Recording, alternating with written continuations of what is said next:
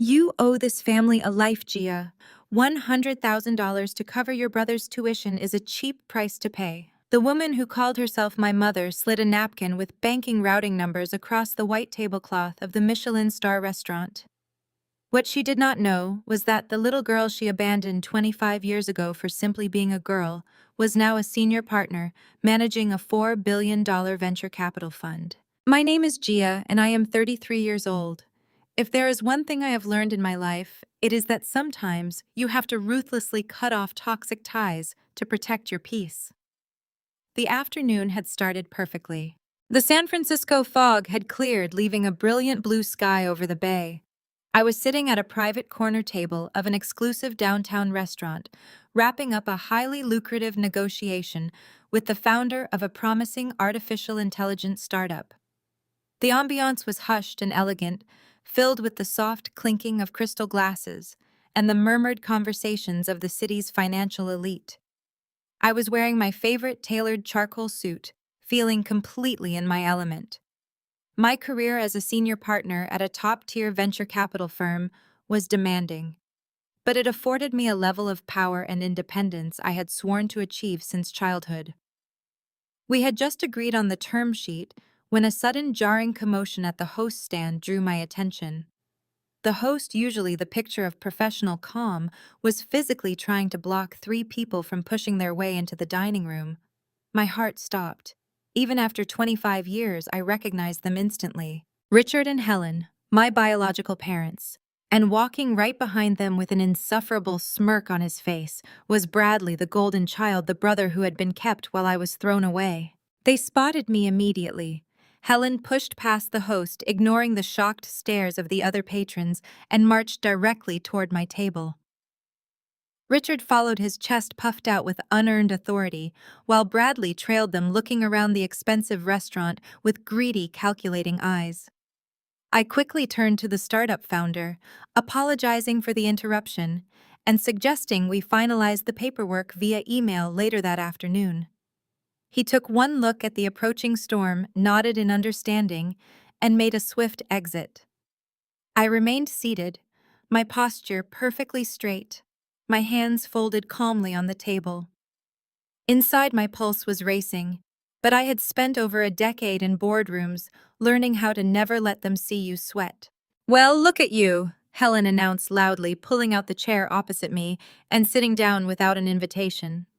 "You certainly do not dress like a proper woman. That suit is terribly stiff and masculine, but I suppose we cannot expect miracles given your background." She looked me up and down with blatant disgust. Richard took the seat next to her while Bradley remained standing, looming over the table. I looked at the three of them, marveling at their sheer audacity. They had hired a private investigator to track my movements. That was the only way they could have known about this specific reservation. They had planned this ambush meticulously, hoping to catch me off guard in a public setting where I would be forced to comply to avoid a scene. "We are not here to catch up," Richard stated, his voice carrying the same cold, dismissive tone that had haunted my childhood nightmares. "We know you have done well for yourself, Gia. We know you have money, and right now, this family needs a cash injection. The investments have been tied up, and Bradley has a crucial opportunity." He leaned forward, placing his hands flat on the table. "He has been accepted into the Stanford MBA program. It is the next logical step for the family legacy. But the tuition and living expenses require immediate capital. We need a check for $100,000 today." The absolute lack of shame was staggering. They had not seen me in 2.5 decades. They had not called, written, or checked to see if I was dead or alive. Yet they tracked me down at a business lunch to demand an exorbitant sum of money for the son they chose over me. Helen chimed in, her voice dripping with artificial sweetness that masked her entitlement. "It is a family obligation, Gia. You owe this family a life. $100,000 to cover your brother's tuition is a cheap price to pay for the success you have stumbled into." She slid a napkin across the table. Written on it in blue ink were the routing and account numbers for Richard's personal bank account. Bradley finally spoke, leaning over the table and invading my personal space. "You really should be thanking us, you know. If Mom and Dad had not dropped you off at that shelter, you would not be so tough and independent today. You would probably just be some boring housewife. Consider this payment for building your character. Now write the check and we can all go our separate ways." His smug, arrogant face brought the memories rushing back with violent clarity. I did not scream. I did not cry. Instead, the sterile white tablecloth faded away, and I was 8 years old again. It was a freezing Tuesday morning in late November. Helen had told me we were going on a special trip, just the two of us. She had packed my meager belongings into a cheap, cracked pink plastic suitcase. I remember the squeaking sound the broken wheel made as I dragged it up the concrete steps of the county youth shelter. When we reached the heavy metal doors, Helen turned to me. She did not kneel down. She did not offer a hug. She simply placed her hand on her swelling stomach, rubbing the bump that held her precious son Bradley. She looked relieved, as if she was finally discarding a heavy burden. Richard was waiting in the car, the engine running, refusing to even look in my direction. They wanted a boy to carry on the family name, and a daughter was nothing but an unnecessary expense. The sound of their car driving away, leaving me alone on those cold steps, was the defining moment of my existence. That little girl had cried herself to sleep for months, but the woman sitting in the Michelin star restaurant felt nothing but ice-cold clarity. I looked at the napkin with the bank details, then looked up at Bradley. He was 25 years old, dressed in flashy, expensive clothes that he clearly had not paid for himself, oozing a false sense of superiority. He honestly believed I was going to hand over a fortune just because we shared DNA. I slowly raised my hand and signaled my waiter, who had been hovering nervously near the kitchen doors. He rushed over immediately. "I would like the check, please," I said, my voice perfectly level and devoid of any emotion. Helen smiled triumphantly, mistaking my calmness for submission. "Good girl. I knew you would see reason. We can expect the funds to clear by tomorrow morning then?" she asked, already standing up and adjusting her designer handbag. I ignored her entirely. The waiter returned with a leather folder. I unclasped my purse and pulled out my heavy metal black card, placing it on the bill. The waiter processed the payment and handed me the receipt, which I signed with deliberate, precise strokes. I stood up, smoothing the wrinkles from my tailored charcoal suit.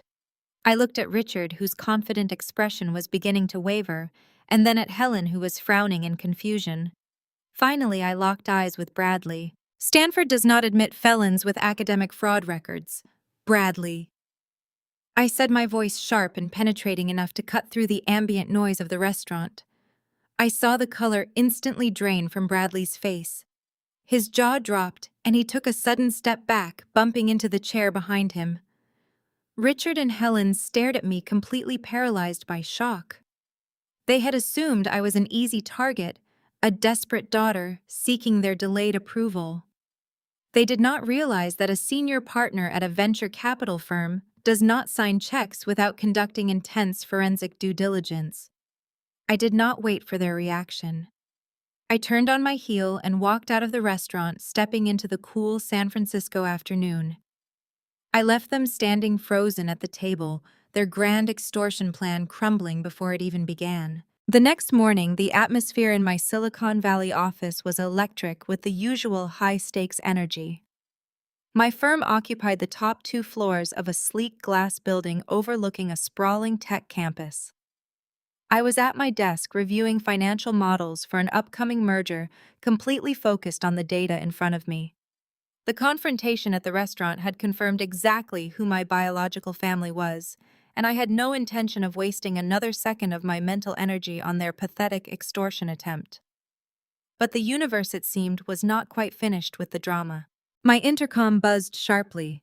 My executive assistant spoke, her voice laced with uncharacteristic tension. "Gia, there is a woman here demanding to see you. She claims to be your sister-in-law, and she is threatening to cause a scene if you do not grant her 5 minutes." I frowned, setting down my pen. "Send her in," I instructed. A moment later, my heavy oak office door swung open. The woman who marched in was striking. She was a black African-American woman radiating absolute confidence and sharp intelligence. She wore an impeccably tailored navy blue corporate power suit carrying a leather briefcase that screamed high-level litigation. This was Jasmine. I knew of her from the brief background check my legal team had run on Bradley. She was a highly successful corporate lawyer, brilliant and driven. The fact that a woman of her caliber had married a parasite like Bradley was a mystery I had yet to solve. Jasmine did not wait for an invitation. She walked directly to my desk, her dark eyes blazing with controlled fury. "I am Jasmine Bradley's wife," she announced, her tone clipped and professional but laced with underlying anger. "And I am here to tell you that your campaign of harassment and jealousy ends today. I will not allow you to insult my husband or attempt to sabotage his future just because you hold a grudge against your parents." I leaned back in my ergonomic leather chair, keeping my expression entirely neutral. I observed her carefully. She was articulate, passionate, and fiercely protective of her husband. She was also completely tragically misinformed. I listened as she launched into a rapid-fire defense of Bradley. Richard and Helen had clearly done an exceptional job of gaslighting this brilliant woman. According to the twisted narrative they had fed her, I was a toxic, rebellious teenager who had broken my loving parents' hearts by running away from home. They had painted me as a deeply jealous, unstable woman who resented Bradley for simply being a good son. They told Jasmine that my comment about academic fraud at the restaurant was a malicious lie designed to ruin his chances at Stanford. "You have built a successful career, Gia." Jasmine continued, planting her hands firmly on my desk. "There is no reason for this bitter vendetta. Bradley is working hard to build a life for us. He is studying for his MBA admissions, and your parents are doing everything they can to support him. If you contact them again, or if you ever try to publicly defame my husband with these ridiculous accusations of fraud, I will personally file a defamation lawsuit against you that will drag your name through the mud. I know how to litigate, and I will protect my family." She stood tall, waiting for my counterattack. She expected me to scream, to deny it, to act exactly like the unstable runaway Richard and Helen had described. Instead, I felt a deep wave of sympathy for her. Jasmine was not the villain. She was just another victim caught in their web of pathological lies, manipulated into defending a man who was playing her for a fool. I did not raise my voice. I did not argue. I simply opened the top drawer of my desk and reached for a thick, sealed manila envelope that my legal team had prepared the night before. I slid it across the polished mahogany surface toward her. "I am not going to argue with you, Jasmine," I said calmly, looking her straight in the eyes. "Because you are a smart woman, and smart women prefer evidence over emotions. Open it, read it, and then decide if the man you married is really the victim here." Jasmine stared at the envelope, her unwavering confidence faltering for the very first time. Her manicured fingers hovered over the heavy paper. As a corporate attorney, Jasmine handled multi-million-dollar contracts daily, yet she seemed to recognize the gravity of this simple manila folder. She broke the seal and slid the contents onto the desk. The stack of papers was thick, bound by heavy staples and stamped with the unmistakable raised seal of the California State Superior Court. These were not printed emails or fabricated text messages. They were certified, irrevocable legal records. I sat back in my chair and watched her sharp, analytical mind process the first page. The document at the top was a petition for voluntary relinquishment of parental rights. Jasmine scanned the text, her eyes darting across the formal legal jargon. I knew exactly what she was reading. She saw the date of the filing, officially dated 25 years ago. She saw the age of the minor child involved, listed clearly as 8 years old. She saw the signatures of Richard and Helen at the bottom of the page, notarized and countersigned by a state judge. The story she had been fed, the tragic tale of a rebellious, uncontrollable teenager who broke her loving parents' hearts and ran away into the night, evaporated instantly. An 8-year-old child does not run away and legally emancipate herself. An 8-year-old child is discarded. Jasmine flipped to the next page. It was the official court decree finalizing the termination of all parental obligations. There were no visitation schedules. There was no child support mandate. There was only a cold bureaucratic severing of ties. The court had granted Richard and Helen exactly what they asked for: total absolution from their responsibilities to me. Jasmine traced her finger over the judge's signature, searching for any sign of forgery. As a lawyer, her first instinct was to find the flaw in the opposing counsel's evidence. I could see the exact moment she realized there were no flaws. The documents were absolute, undeniable proof of a callous abandonment. "You were 8, Jasmine said, her voice dropping to a harsh whisper. Her tone was stripped of its previous hostility, replaced by a profound, disturbing shock. "They told me you left when you were 17. They said you stole from them and vanished." I leaned forward, resting my forearms on the desk. "They told you what you needed to hear so you would not ask uncomfortable questions," I replied evenly. "They needed you to believe I was a monster so they could play the victims. Bradley needed you to believe I was a failure so he could justify his own superiority. But the truth is entirely documented in front of you. They drove me to a county youth shelter, dropped me off with a plastic suitcase, and legally severed their ties so they could focus all their resources on their precious son." Jasmine stared at the papers, her breathing shallow but rapid. The cognitive dissonance was hitting her hard. She was a brilliant Black woman who had fought tooth and nail to build a prestigious career in corporate law. She valued honesty, integrity, and hard work. Now she was staring at irrefutable proof that the family she had married into was built on a foundation of pathological lies. Bradley, the man who shared her bed, had looked her in the eyes and spun a fabricated tragedy to cover up his parents' cruelty. "If this is true," Jasmine began, her voice trembling slightly before she forced it back into a steady, professional cadence. "If they abandoned you, why did they track you down yesterday? Why approach you after 25 years of silence?" "Because they are broke," I answered bluntly, "and because Bradley is not going to Stanford. He never even applied." Jasmine flinched as if I had struck her. "That is a lie," she countered automatically. "He has been studying for the entrance exams for months. He showed me the preliminary acceptance letters." I shook my head slowly. "I run a $4 billion venture capital fund, Jasmine. I have connections on the board of every major university in this state. I had my legal team run a preliminary check on your husband the moment they ambushed my lunch. Bradley is not enrolled. He is not accepted. He is drowning in debt, and Richard and Helen are desperate to bail him out.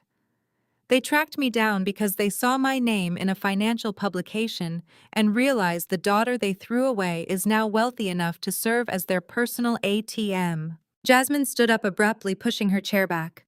The leather scraped loudly against the hardwood floor. She gathered the court documents, her hands no longer entirely steady. She was trying desperately to maintain her composure, to keep her professional armor intact, but the cracks were visible. Her husband was a liar.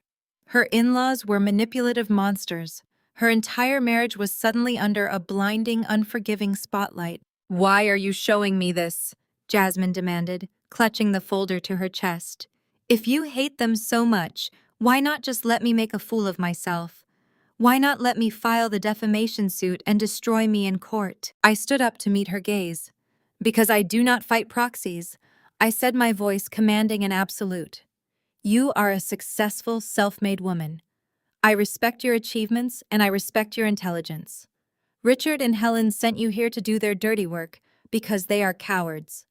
Bradley let you walk into my office completely blind to the facts. I refuse to let a talented woman be used as a human shield by a family of pathetic opportunists. You deserve the truth. What you do with it now is entirely up to you." Jasmine did not say another word. She looked at me, a silent exchange of understanding passing between us. She was no longer an enemy. She was a woman waking up to a harsh reality. She turned on her heel and walked out of my office, the heavy door clicking shut behind her. She moved with purpose, but her shoulders were rigid with tension. She was leaving to confront her husband, and I knew with absolute certainty that Bradley's comfortable, fabricated world was about to violently collapse. The first domino had officially fallen. The fallout from Jasmine leaving my office did not take long to materialize. I expected tense silence while the couple battled behind closed doors, but Richard and Helen were entirely too desperate for patience. When they realized their brilliant daughter-in-law would no longer act as their personal attack dog, their strategy shifted to direct, unhinged harassment. It started precisely at 8 the following morning. My executive assistant, a highly trained professional accustomed to handling aggressive tech founders, looked genuinely exhausted when she walked into my suite. She informed me an elderly couple had been calling the main reception desk every 15 minutes. Helen was putting on an absolute masterclass in theatrical weeping. She sobbed to the receptionists, wailing about her broken heart and begging to speak to the daughter who had ruthlessly abandoned her aging parents. When tears failed to bypass my corporate firewall, Richard took over the phone. He shouted at my staff, demanding access to my private line and threatening to show up if he was not immediately patched through. I instituted a strict protocol instantly. All calls from their numbers were routed to a dead voicemail box, and security was provided with their photographs instructing them to deny entry to the building under any circumstances. But shutting them out physically only forced them to pivot digitally. By noon, a blind item appeared on a prominent Silicon Valley gossip blog, heavily implying a female VC titan was leaving her parents homeless. 10 minutes later, my private line rang. It was Richard. He didn't put his threats in writing. He was too smart for that. "Such a shame about those rumors, Gia," his voice oozed through the speaker. "A donation of $100,000 to our family trust would certainly compel us to release a public statement clearing your name." They honestly believed they held the winning hand. In their minds, corporate executives lived in paralyzing fear of bad public relations. They assumed I would panic, write the check, and sweep them under the rug. They did not understand that I operated in a world where extortion was just another bad business proposal waiting to be crushed. Instead of caving to their pathetic public relations threats, I picked up my phone and dialed the one person on my payroll whose ruthlessness exceeded my own. Jonathan was not just a corporate attorney. He was a legal predator who specialized in hostile takeovers, corporate espionage defense, and neutralizing high-level threats. He operated out of a minimalist office 3 floors down, a man who spoke softly but carried the legal equivalent of a sledgehammer. When he walked into my office 10 minutes later, he did not offer pleasantries. He simply sat down, opened a blank legal pad, and waited for my instructions. I turned my monitor around, allowing him to read Richard's extortion email. Jonathan scanned the text, his expression completely blank, before looking back up at me. "It is amateurish," Jonathan observed, his voice a low, steady rumble. "Blackmail in writing is a rookie mistake. We can hand this over to the authorities immediately and have them arrested for extortion by the end of the business day." I shook my head, steepling my fingers. "No, handing them over to the police is too quick. It gives them a way out, a chance to play the victim card in front of a judge. They think they can leverage my wealth against me. I want to flip the board. I want to know exactly why they are so desperate for this specific amount of money right now." The Stanford story is a complete fabrication. Bradley never applied. There is a deeply buried reason they are aggressively hunting for exactly $100,000, and I want you to find it. Jonathan leaned back, tapping his pen against the legal pad. "You want a full financial diagnostic? I want a forensic-level deep dive." I corrected my tone, leaving no room for misinterpretation. "I want every single personal bank account, every credit card statement, every hidden asset, and every outstanding liability attached to Richard, Helen, and Bradley. I want to know about their mortgages, their car loans, their tax filings, and their investment portfolios. I want you to trace every penny they have earned and spent over the last decade. Look into offshore accounts, check for private loans, and scour the dark web if you have to. Leave absolutely nothing unchecked. If Bradley bought a cup of coffee last Tuesday, I want the receipt on my desk." Jonathan's lips curved into a faint predatory smile.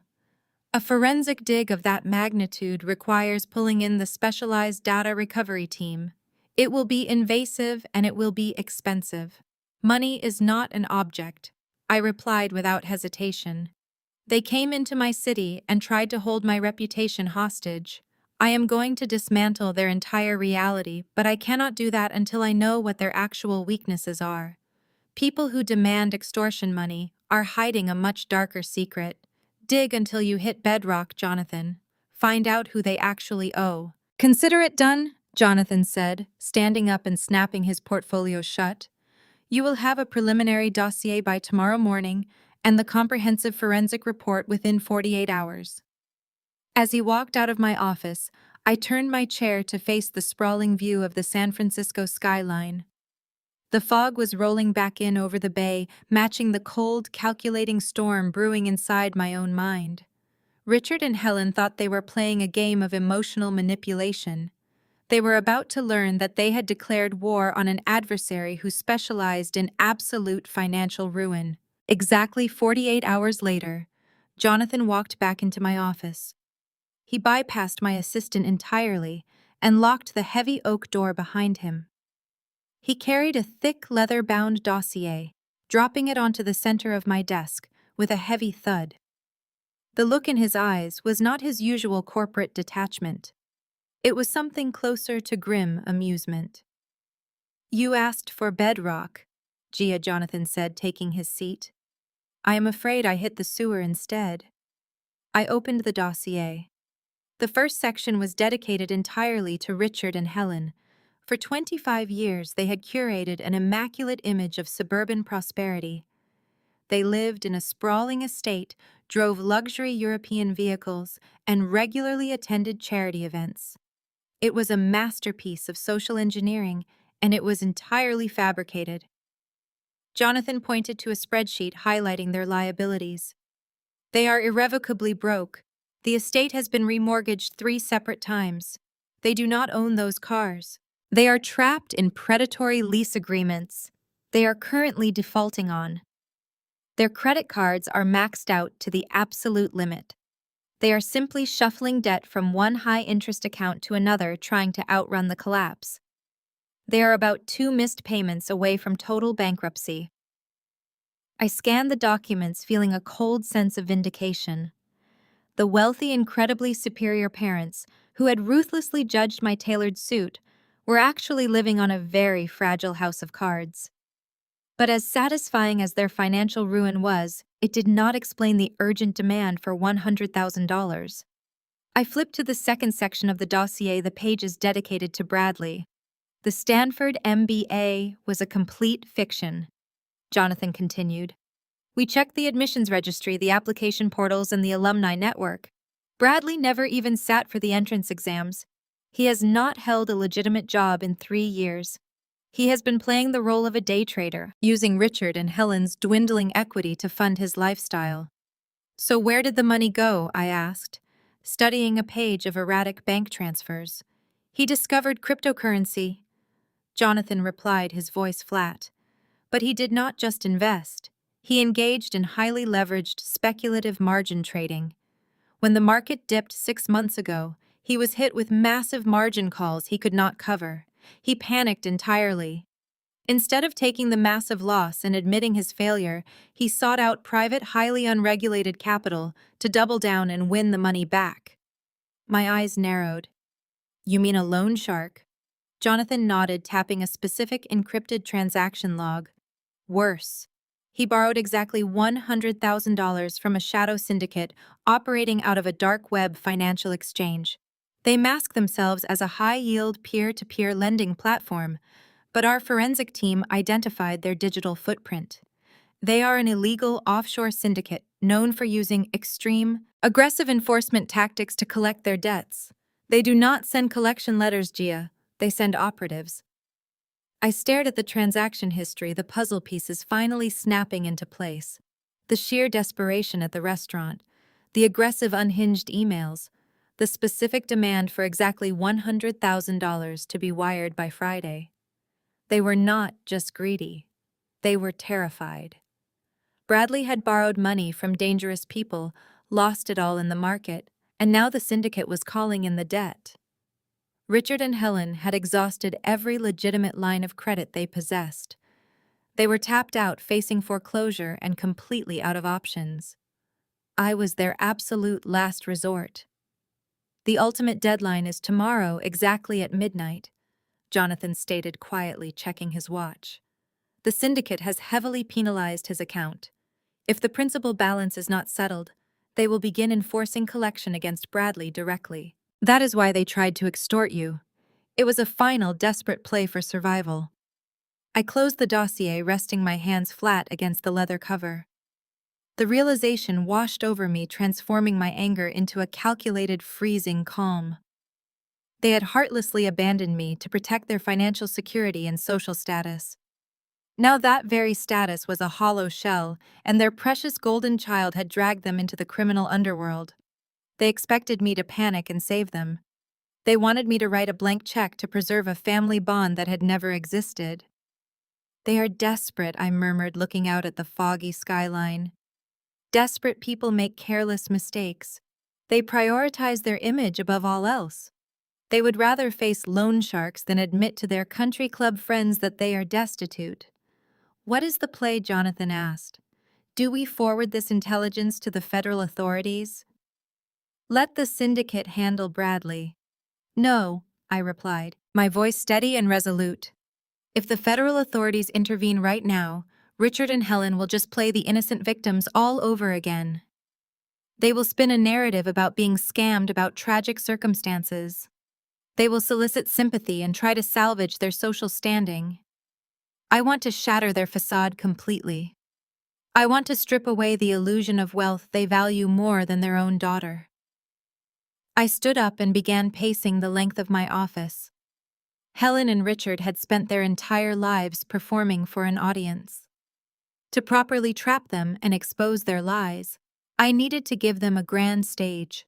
I needed a setting where their desperation would collide violently with their vanity. I turned back to Jonathan, the blueprint of a flawless trap forming in my mind. They are hosting a charity gala this weekend, I said, recalling a social calendar alert my assistant had flagged. It is their desperate attempt to maintain their elite status despite drowning in debt. They use these lavish events to solicit new investments from wealthy socialites. Jonathan raised an eyebrow. You want to attend? I am going to force them to invite me, I corrected. We are going to let them think their extortion attempt worked. Let them believe I am coming to the gala to quietly hand over the check to avoid a public scandal. But we are going to prepare a very different, highly permanent kind of delivery for them. I need you to draft a comprehensive summary of Bradley's illegal debt, complete with the syndicate's threat logs and his transaction history. Make it concise, undeniable, and devastating. Consider it drafted, Jonathan said, packing up his notes. We are going to give them exactly what they want, I stated, staring at the closed oak door. A massive, unforgettable public spectacle. The invitation arrived 2 days later, delivered not by mail, but engineered through a highly strategic, manipulative channel. Richard and Helen knew I would block any direct communication, so they bypassed my personal security and went straight for my professional network. They leveraged a mutual contact, a prominent real estate developer, whose portfolio overlapped with my venture capital fund, to personally extend the invitation. He framed it as a highly exclusive philanthropic networking opportunity, completely oblivious to the fact that he was acting as an unwitting pawn for two desperate extortionists. The gala was ostensibly being held to raise funds for underprivileged, at-risk youth. The staggering, sickening irony of that specific cause was not lost on me. Richard and Helen had quite literally dumped their own 8-year-old daughter at a youth shelter, and now they were using that very demographic as a prop to solicit donations from the city's wealthy elite. They assumed that by forcing the invitation through a high-level industry peer, I would feel socially cornered and obligated to attend. In their frantic, superficial minds, corporate executives lived in constant fear of public friction and social embarrassment. They gambled that placing me in a grand, brightly lit ballroom filled with Silicon Valley elites, influential local politicians, and wealthy socialites would intimidate me into quietly handing over the $100,000 check just to maintain my professional decorum.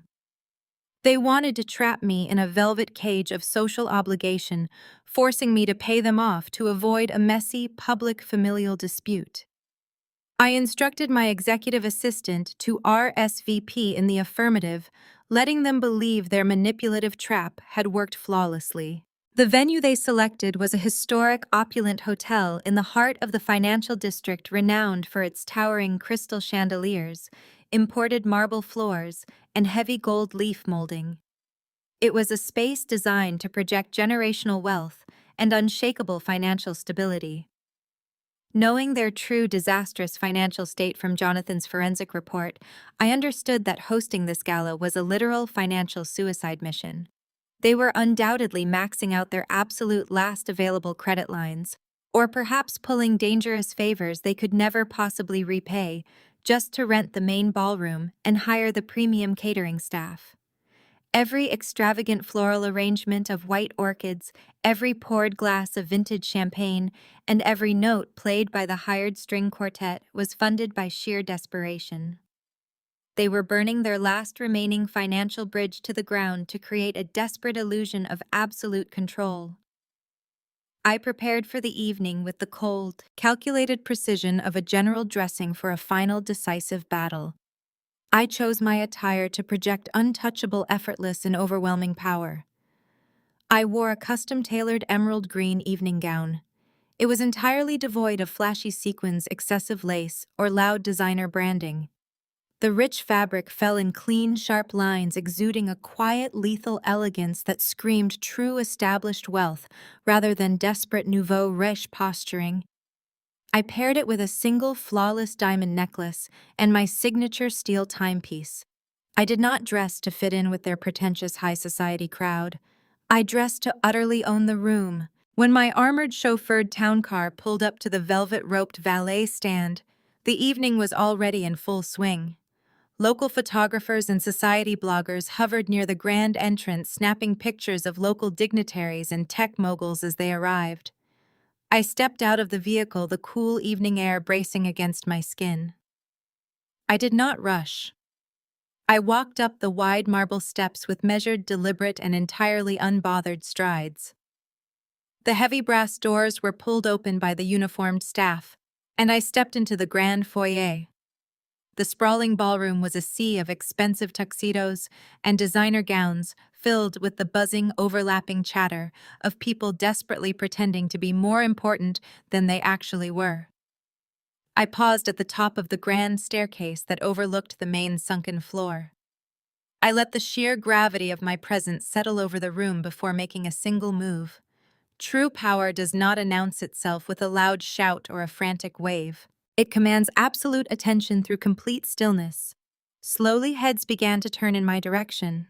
Conversations trailed off, replaced by hushed, urgent whispers, as the city's financial elite recognized the senior partner who managed a $4 billion technology fund. I was not just another wealthy guest hoping to mingle. I was the absolute apex predator in a room full of people desperate for funding, approval, and relevance. I began my descent down the grand, sweeping staircase. Every eye in the vicinity tracked my movement. I saw the sudden frantic shift in the crowd as ambitious startup founders and competitive wealth managers realized I was in attendance. They parted instinctively, stepping back to create a wide, clear path for me through the dense crowd. I glided through the space, offering only brief, polite nods to the executives I recognized, never slowing my pace. Across the expansive ballroom, standing near an unnecessarily extravagant towering ice sculpture, I finally spotted them. Richard and Helen were holding court with a group of elderly, wealthy investors. They were smiling broadly, radiating a toxic, manufactured warmth that I remembered all too well. Bradley stood a few feet away from them, swirling a glass of amber liquid, trying desperately to look bored, worldly, and wealthy. Their eyes snapped toward the staircase, drawn by the sudden, palpable shift in the entire room's energy. When Helen finally saw me cutting through the crowd, her champagne flute froze halfway to her mouth. Richard's forced, charming smile faltered instantly, the muscles in his jaw clenching so hard I could see them working from 20 feet away.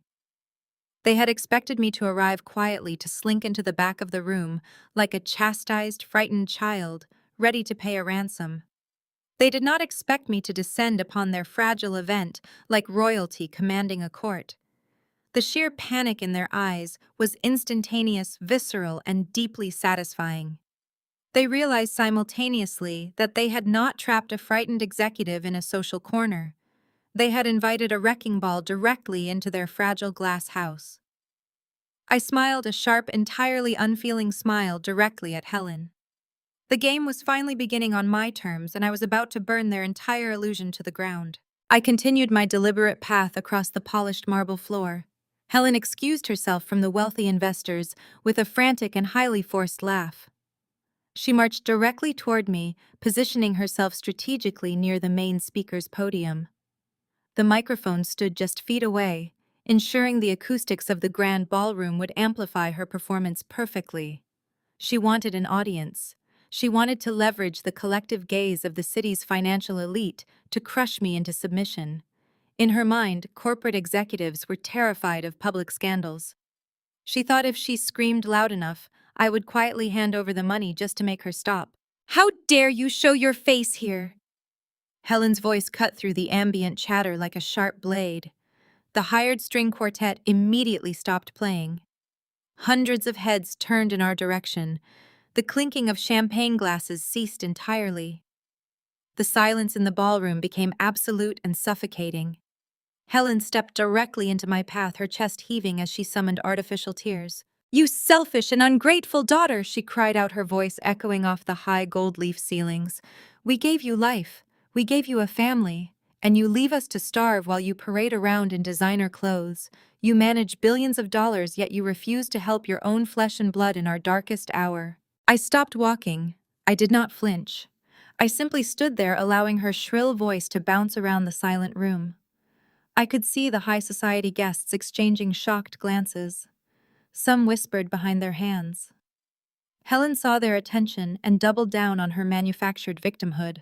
"Your brother is trying to build a brilliant future," Helen sobbed, gesturing wildly toward Bradley, who stood a few yards away looking increasingly nervous. "Stanford is waiting for him. A measly $100,000 is absolute pocket change to you. But you refuse to support his education. You are a cold and heartless corporate machine. You owe this family your success." I let the silence stretch for 10 agonizing seconds after her rant concluded. I let the entire ballroom hold its collective breath. I did not raise my voice. I did not frown. I offered a smile so chilling it caused the nearest guest to physically step backward. I looked down at her with the absolute detached authority of a predator observing cornered prey. "Helen," I said, my voice projecting clearly and calmly across the silent room, "you abandoned me at a youth shelter when I was 8 years old. You legally signed away your parental rights so you could focus all your financial resources on your golden child. I owe you absolutely nothing. And as for your golden child, he is exactly the reason I am here tonight." Helen gasped, her artificial tears drying up instantly as genuine panic flashed across her face. She reached out, attempting to grab my arm to stop me from speaking further. I shifted my weight, effortlessly bypassing her outstretched hand without breaking eye contact. I stepped around her frozen form and walked directly toward Bradley. Bradley was sweating profusely. He gripped a crystal glass of whiskey so tightly his knuckles were white. He looked like a deer trapped in the blinding headlights of an oncoming freight train. He knew his parents had demanded a check from me, and for a fleeting, delusional second, his greedy eyes lit up as I reached into my clutch. He genuinely thought his mother's public temper tantrum had worked. He thought I was about to bail him out. I pulled out a thick, heavy, cream-colored envelope. It was sealed with dark crimson wax, bearing the official insignia of my venture capital firm's legal department. I held it out to him. Bradley eagerly snatched the envelope from my hand. He did not hesitate. He broke the wax seal with trembling fingers and reached inside, expecting to find a cashier's check for $100,000. Instead, he pulled out a thick stack of high-definition, full-color printouts. I watched the exact moment his fragile, fabricated reality shattered into a million pieces. The blood drained completely from his face, leaving his skin a sickly, ashen gray. His eyes widened in absolute terror as he stared at the first page. It was a comprehensive screenshot of his secret cryptocurrency wallet, highlighting the massive reckless margin calls he had failed to cover. He frantically flipped to the second page. It was a detailed transaction log showing the exact moment he accepted a $100,000 deposit from a highly illegal offshore shadow syndicate.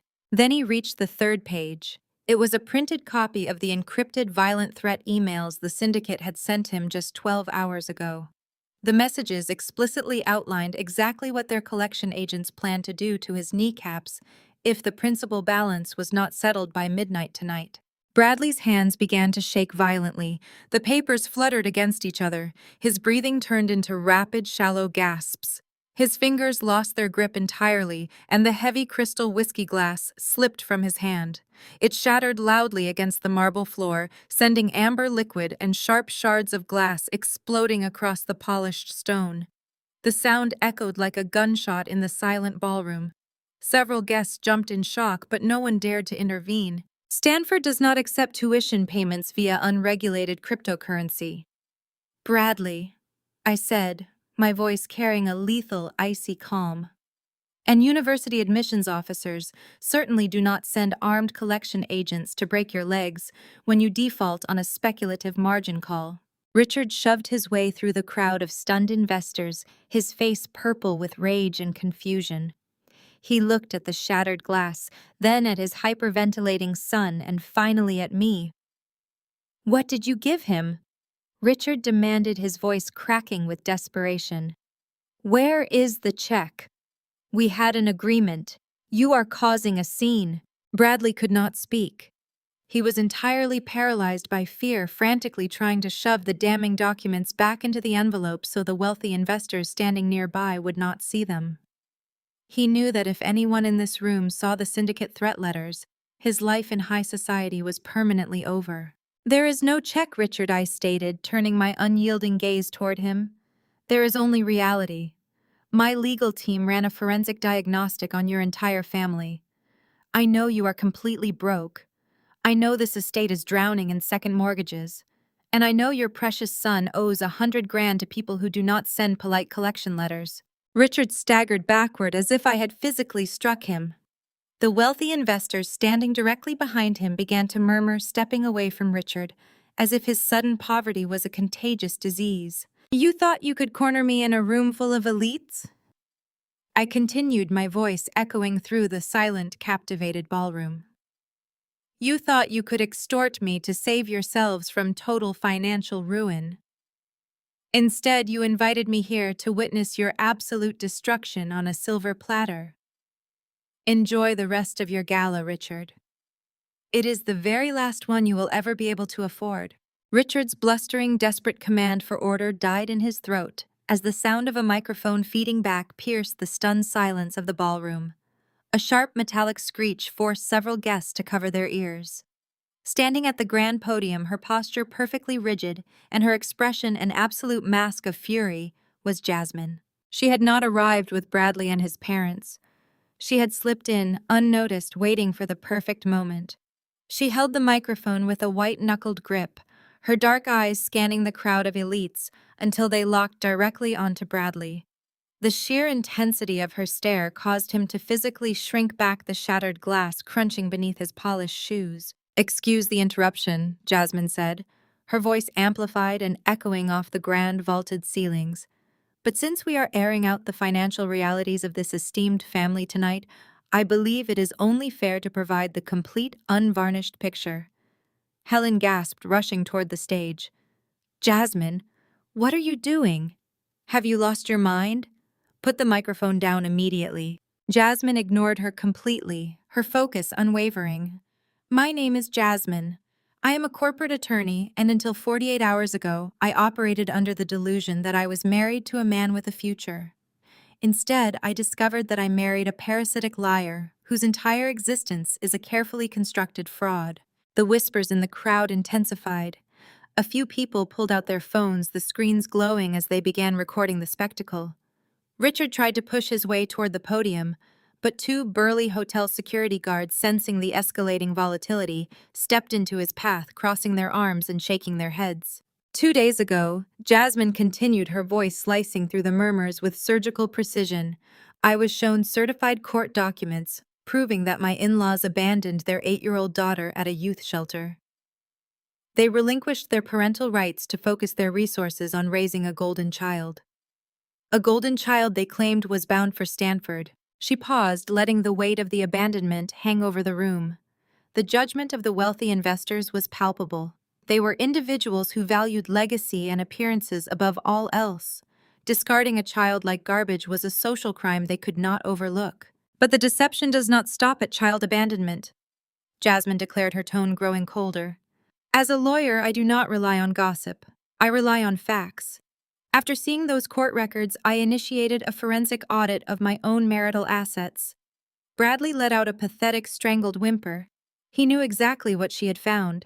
He raised his hands in a desperate pleading gesture, but Jasmine's gaze was utterly devoid of mercy. I discovered, Jasmine's voice echoed sharp and uncompromising, that my husband has not applied to a single MBA program. He has not held a job in 3 years. Instead, he took it upon himself to secretly liquidate our joint savings account. Every single dollar we had saved over the last 2 years was drained to cover his initial losses in a highly leveraged speculative cryptocurrency market. A collective gasp rippled through the ballroom. In the world of high finance, secretly draining a joint account to cover bad trades was the ultimate taboo. It was not just a betrayal of a spouse, it was a demonstration of profound, unforgivable financial incompetence. He stole from me to pay off illegal loan sharks, Jasmine stated, pointing a manicured finger directly at Bradley, who was now trembling visibly. And when that money ran out, he and his parents devised a pathetic scheme to extort $100,000 from the sister they abandoned 25 years ago. They lured you all here tonight under the guise of charity to maintain an illusion of wealth while their own estate is drowning in second mortgages. Helen's face was a mask of pure terror. She looked around wildly, seeing the sheer disgust painted on the faces of the socialites and investors she had spent years courting. The facade was completely irreparably shattered. They were no longer respected members of the community. They were destitute frauds exposed on a grand stage. Therefore, Jasmine announced, her voice ringing with absolute finality, I am officially filing for divorce tomorrow morning. And I will be pursuing aggressive civil litigation against Bradley for the misappropriation of marital funds. Jasmine set the microphone down on the podium. She did not wait for applause or sympathy. She turned and walked down the steps of the stage, her posture radiating untouchable strength. As she moved through the crowd, the guests parted for her, immediately offering quiet murmurs of support and respect for her unyielding composure. She had walked into the fire, exposed the liars, and walked out without a single burn. Richard, desperate and humiliated beyond measure, spun around to face me as the ballroom erupted into chaos. The string quartet had long since packed up their instruments. Guests were actively heading toward the coat check, whispering furiously to their partners, eager to distance themselves from the radioactive fallout of the event. "You did this!" Richard screamed, spit flying from his lips. He lunged toward me. His fists clenched but stopped short, realizing that assaulting a prominent venture capital partner in front of hundreds of witnesses would only add criminal charges to his rapidly multiplying problems. "You poisoned her against us. You ruined this family." "I simply provided her with the truth, Richard," I replied, my voice steady, betraying none of the adrenaline coursing through my veins. "A truth you spent 25 years trying to bury. You built this family on a foundation of lies, and now you are watching it collapse." Richard's face contorted into a mask of pure, unadulterated hatred. The extortion plan had failed. The charity gala had turned into a public execution of his social standing. His daughter-in-law had defected spectacularly, and his son was paralyzed by the threat of violent loan sharks.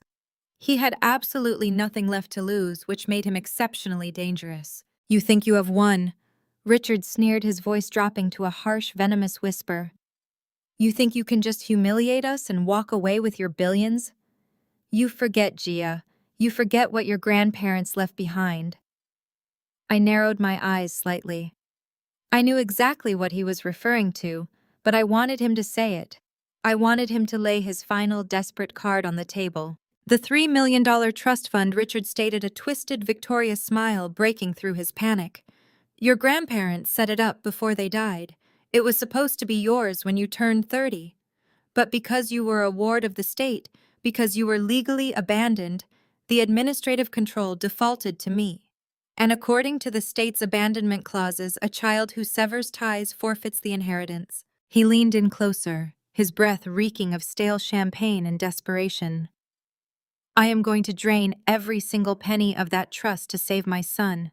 I am going to use your grandparents' money to pay off the syndicate, and you will not see a dime of it. I stared at Richard, my expression unyielding. He was panting, his face flushed with a toxic cocktail of adrenaline and despair. He actually believed he had found my weak point.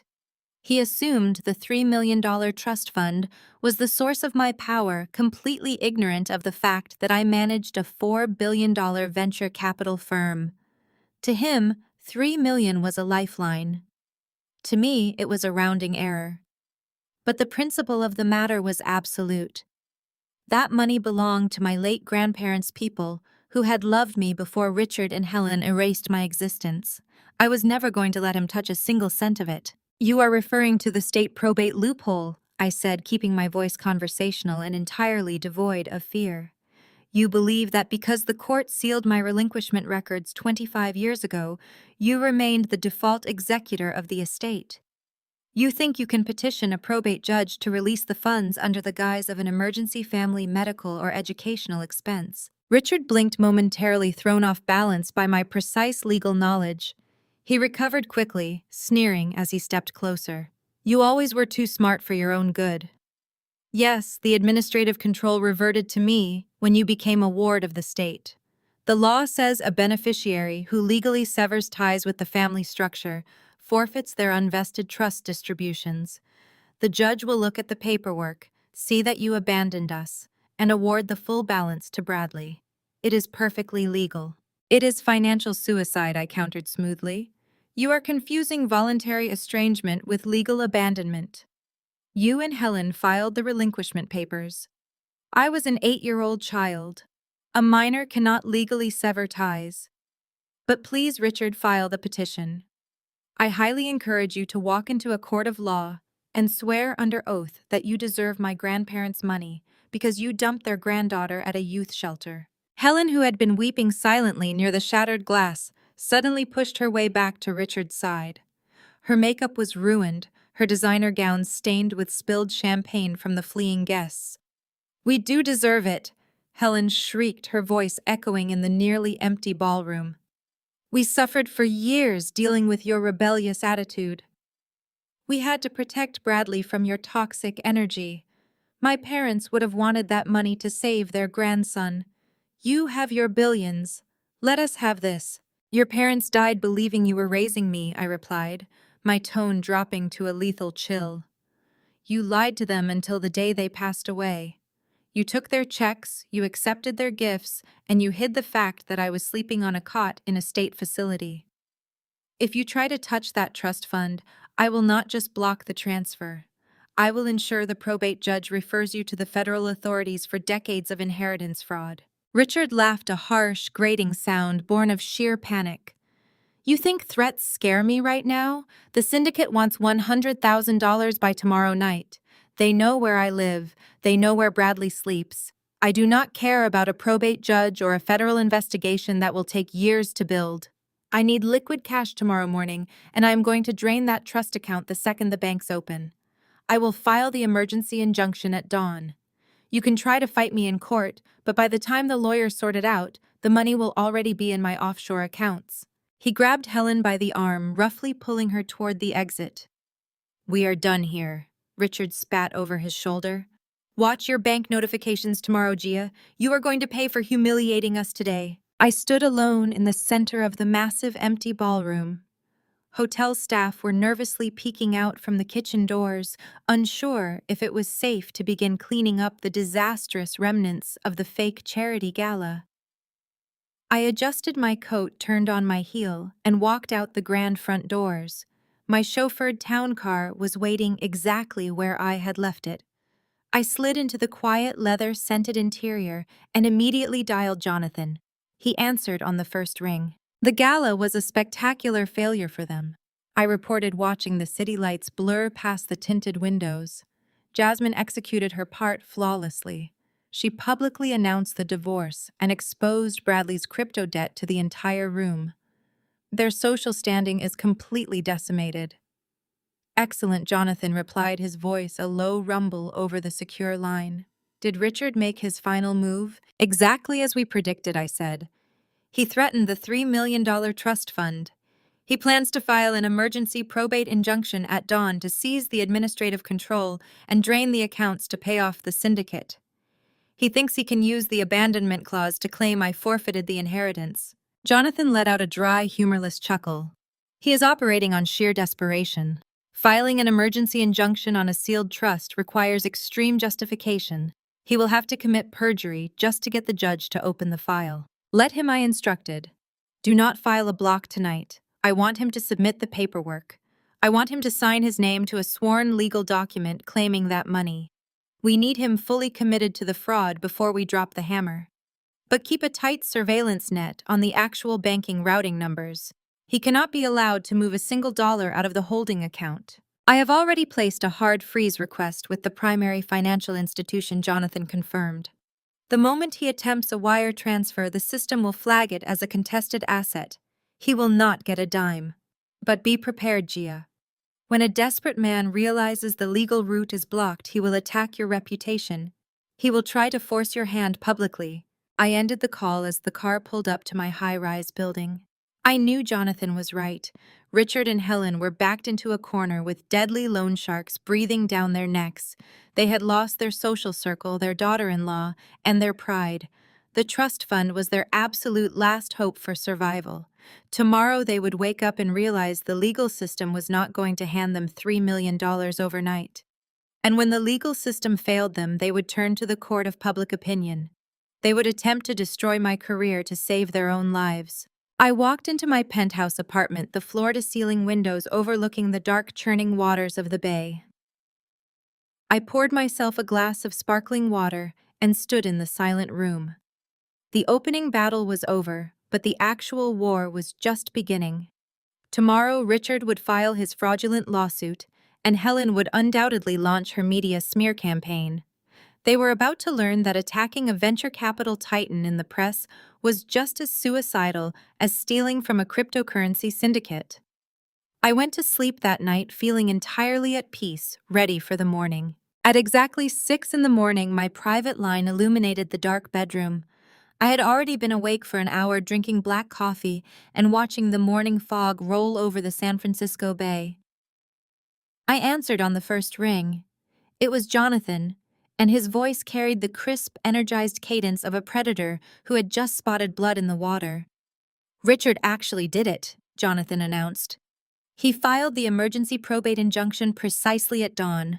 I am looking at the digital docket right now. He submitted a sworn affidavit to the probate judge, heavily relying on the state abandonment clause. I set my coffee cup down on the marble counter. Tell me exactly what lies he swore to under penalty of perjury. Jonathan chuckled, the sound dry and humorless. It is a masterpiece of historical fiction. Richard claimed under oath that you were never placed in a county youth shelter. Instead, he swore that he and Helen enrolled you in a highly exclusive private boarding school for troubled youths to manage your severe behavioral issues. He stated that at age 17 you voluntarily emancipated yourself, rejected their financial support, and severed all family ties to pursue a reckless lifestyle. Therefore, according to his legal theory, you voluntarily forfeited any unvested distributions from your grandparents' trust fund. He is requesting the immediate transfer of the $3 million to his administrative control to prevent the family estate from facing unjust foreclosure. The sheer audacity was breathtaking. Richard was banking on the fact that juvenile relinquishment records from 25 years ago were heavily sealed by the state and difficult to unearth on an emergency basis. He assumed a busy probate judge would look at a wealthy, desperate father rubber stamp a temporary freeze on the trust and grant him emergency liquidity. He thought he could steal $3 million before I even had the chance to file a rebuttal. File our counter motion, I instructed. Do not show them the official relinquishment documents yet. Let Richard believe his perjury is working. We want him fully trapped in this lie when we stand before the judge. What is Helen doing? Jonathan sighed, the sound crackling over the secure line. Helen has decided to weaponize the media. She is scheduled to go live in exactly 1 hour on the Bay Area Innovation Podcast. It is a highly rated show that usually focuses on startup culture, but the host loves sensational corporate drama. She is going to play the grieving, destitute mother. You need to brace yourself, Gia. The tech blogs are going to have a field day with this. By 9 in the morning, the public relations nightmare had officially begun. I sat at my desk at the venture capital firm, watching the live video feed of Helen on my secondary monitor. She had dressed down for the occasion wearing a simple, modest cardigan and zero jewelry, completely abandoning the high society aesthetic she usually worshipped. She looked tired, fragile, and utterly heartbroken. It was an Oscar-worthy performance. The podcast host leaned into the microphone, asking Helen how a prominent Silicon Valley venture capitalist could allow her aging parents to face immediate homelessness. Helen buried her face in her hands, her shoulders shaking with manufactured sobs. We gave her everything. Helen wept, dabbing her dry eyes with a tissue. We loved her so much, but the wealth completely corrupted her soul. She became a cold, greedy corporate machine. We are losing our family home. Her younger brother, a brilliant young man who just wants to further his education, is having his dreams crushed because we cannot afford tuition. And my daughter, who manages billions of dollars, simply laughs at our suffering. She wants to see us destroyed. The host aided up, nodding with exaggerated sympathy. Helen continued her relentless smear campaign, painting me as a ruthless, sociopathic executive who hoarded wealth and trampled over the sacred bonds of family. She deliberately mentioned the name of my venture capital firm 3 separate times explicitly, tying my corporate brand to her fabricated domestic tragedy. Within 2 hours, the podcast clip went completely viral across local tech networks. It was aggressively shared on LinkedIn and X, generating thousands of furious comments. The narrative was dangerous and highly contagious because it played perfectly into the malicious corporate overlord trope that the public loved to hate. Business blogs began running aggressive headlines calling me out by name. Silicon Valley titan crushes, destitute parents. The human cost of venture capital greed. Billionaire executive refuses to save family from foreclosure. The friction materialized almost instantly within the glass walls of my own firm. My phone lines lit up with nervous inquiries from our limited partners. By noon, I received a calendar alert for an immediate mandatory meeting in the senior partner's boardroom. I gathered my tablet, smoothed my jacket, and walked down the long corridor. David and Mitchell, the 2 founding partners of the firm, were waiting for me at the massive mahogany conference table. Their expressions were grave. They were brilliant men, but they were deeply risk-averse when it came to public perception. They managed massive pension funds and university endowments. They simply could not afford to employ a senior partner who was being publicly branded as a family-destroying sociopath. "Gia, take a seat," David said, gesturing to the chair opposite him. He did not bother with pleasantries. "We are getting bombarded with emails from our institutional investors. This podcast interview your mother gave is causing a massive public relations headache. The optics are incredibly damaging to the firm." Mitchell leaned forward, intertwining his fingers. "We know you are a ruthless negotiator, Gia, and we respect your boundaries. But this is spilling over into our professional territory. It is a terrible look. We need this contained by the end of the day. Cut them a check from your personal accounts. Pay the extortion money, have them sign a non-disclosure agreement, and make this horrific media cycle disappear. It is the cost of doing business." I looked at both men, my expression absolute granite. If I pay them a single dollar, I validate their lies. I stated, my voice echoing in the large room. If I write that check, I become a permanent target for future extortion. You do not negotiate with terrorists, and you certainly do not reward blackmailers. David rubbed his temples, clearly agitated. "Gia, we manage $4 billion. We cannot have a senior partner trending on social media for throwing her elderly parents onto the street. You are becoming a massive corporate liability. Settle the dispute, or we will have to place you on administrative leave until the heat dies down." The threat hung heavily in the air. They were offering me a choice between my career and my principles. I stood up, resting my knuckles against the polished wood of the boardroom table.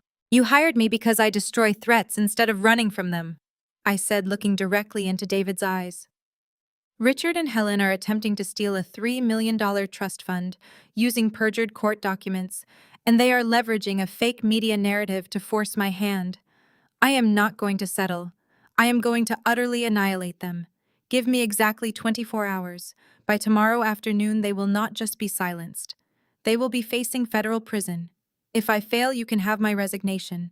But if I succeed, you never question my judgment again. David and Mitchell exchanged a long, tense look. Finally, David gave a slow, reluctant nod. You have 24 hours, Gia. Do not make us regret this. I walked out of the boardroom with my career on the line and the conflict pushed to its absolute suffocating peak. The legal system was moving too slowly, and the media smear campaign was damaging my professional armor. I needed to bypass the traditional routes and strike a killing blow that Richard and Helen could not possibly see coming. I returned to my office, locked the door, and opened the secure dossier Jonathan had provided the previous day. I flipped directly to the section detailing Bradley's massive illegal cryptocurrency debt. Richard and Helen were terrified of the underground syndicate that held that debt. It was time to use my immense financial leverage to become their absolute worst nightmare. The meeting with the senior partners had been a tactical victory, but I knew the 24-hour deadline was absolute. I walked out of the boardroom and headed straight back to my office, my mind rapidly assembling the pieces of my counteroffensive. The media smear campaign was a nuisance, a desperate attempt by Helen to leverage public sympathy, but it was just noise. The real leverage, the absolute crushing power, lay in Bradley's debt. Richard and Helen were terrified of the cryptocurrency syndicate, and for good reason. They were amateur grifters who had stumbled into a world of professional predators. I, however, operated in that world every single day.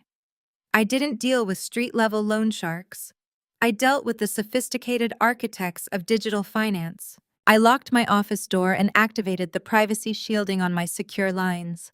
My first call was not to my legal team, but to a contact I had cultivated over years of high-stakes venture capital investments. Marcus was a legendary figure in the deepest echelons of Silicon Valley's shadow economy. He wasn't a criminal, but he operated a private intelligence firm that mapped the intricate hidden flows of decentralized finance. He knew the architects, the enforcers, and the hidden ledgers of every major crypto syndicate on the West Coast. Gia Marcus answered his voice a low, gravelly hum that suggested he hadn't slept in days. I saw the podcast. Your mother is quite the actress. The optics are messy, but I assume you didn't call me for PR advice. I need a name, Marcus, I said, skipping the pleasantries. My brother Bradley owes $100,000 to an offshore, unregulated peer-to-peer lending syndicate. He lost it on a margin call 6 months ago. The transaction originated from a dark web exchange, and the collection agents have started sending physical threats. I need to know exactly who holds the paper. I heard the sound of frantic typing on a mechanical keyboard. Marcus didn't ask questions. He understood the urgency. Give me the wallet address. I read off the alphanumeric string Jonathan's forensic team had extracted from Bradley's accounts. The typing intensified, a rapid-fire staccato against the silence of my office. Got it, Marcus said after 3 excruciating minutes. It's layered behind 4 different dummy corporations, but the central node points to a group operating out of a server farm in Eastern Europe with physical enforcers based in the Bay Area. They call themselves the Aegis Consortium. They specialize in high-yield unsecured loans to desperate day traders. When the traders default, Aegis doesn't litigate, they liquidate. Who runs the Bay Area operation? I asked, my voice deadly calm. I need a face and a meeting location. The regional director is a man named Victor Marcus, replied the typing, slowing down. He's sophisticated. He doesn't operate out of a warehouse. He operates out of high-end private clubs. He's currently holding court at the Sterling Lounge in the financial district. But Gia, these aren't people you negotiate with. They aren't venture capitalists. They are digital cartels. I'm not going to negotiate with them, Marcus, I said, a cold, predatory satisfaction settling in my chest. I'm going to buy them out, Send me his exact location and a profile on his operational structure. And Marcus, keep this entirely off the grid. It's already buried, he assured me. The file is in your encrypted inbox. Be careful, Gia. Victor respects money, but he doesn't respect weakness. I ended the call and opened the encrypted file. Victor's profile painted a picture of a ruthless, highly efficient operator who prioritized liquid cash over lengthy intimidation tactics. He was a businessman running a violent collection agency. I understood businessmen perfectly. I summoned Jonathan back to my office. He arrived within minutes looking slightly weary but alert. The probate court just confirmed receipt of Richard's emergency injunction. He reported taking his usual seat. The hearing is set for tomorrow afternoon. What's our play? Do we file the relinquishment documents now and shut it down? No, I said, standing up and retrieving a sleek titanium briefcase from my personal safe. We let Richard walk into that courtroom, believing he has won. We let him swear under oath that he deserves that trust fund. Because by the time he takes the stand, I will own his son's entire financial existence. Jonathan's eyes widened slightly. You found the syndicate. I found the regional director. I confirmed, checking the contents of the briefcase. A man named Victor operating out of the Sterling Lounge. I'm going to see him now. Jonathan stood up, shaking his head. Gia, that's reckless. These are not corporate adversaries. They are organized crime. You can't just walk into their territory and demand a meeting. I should send a specialized intermediary. An intermediary shows fear. I stated my tone, brooking no argument.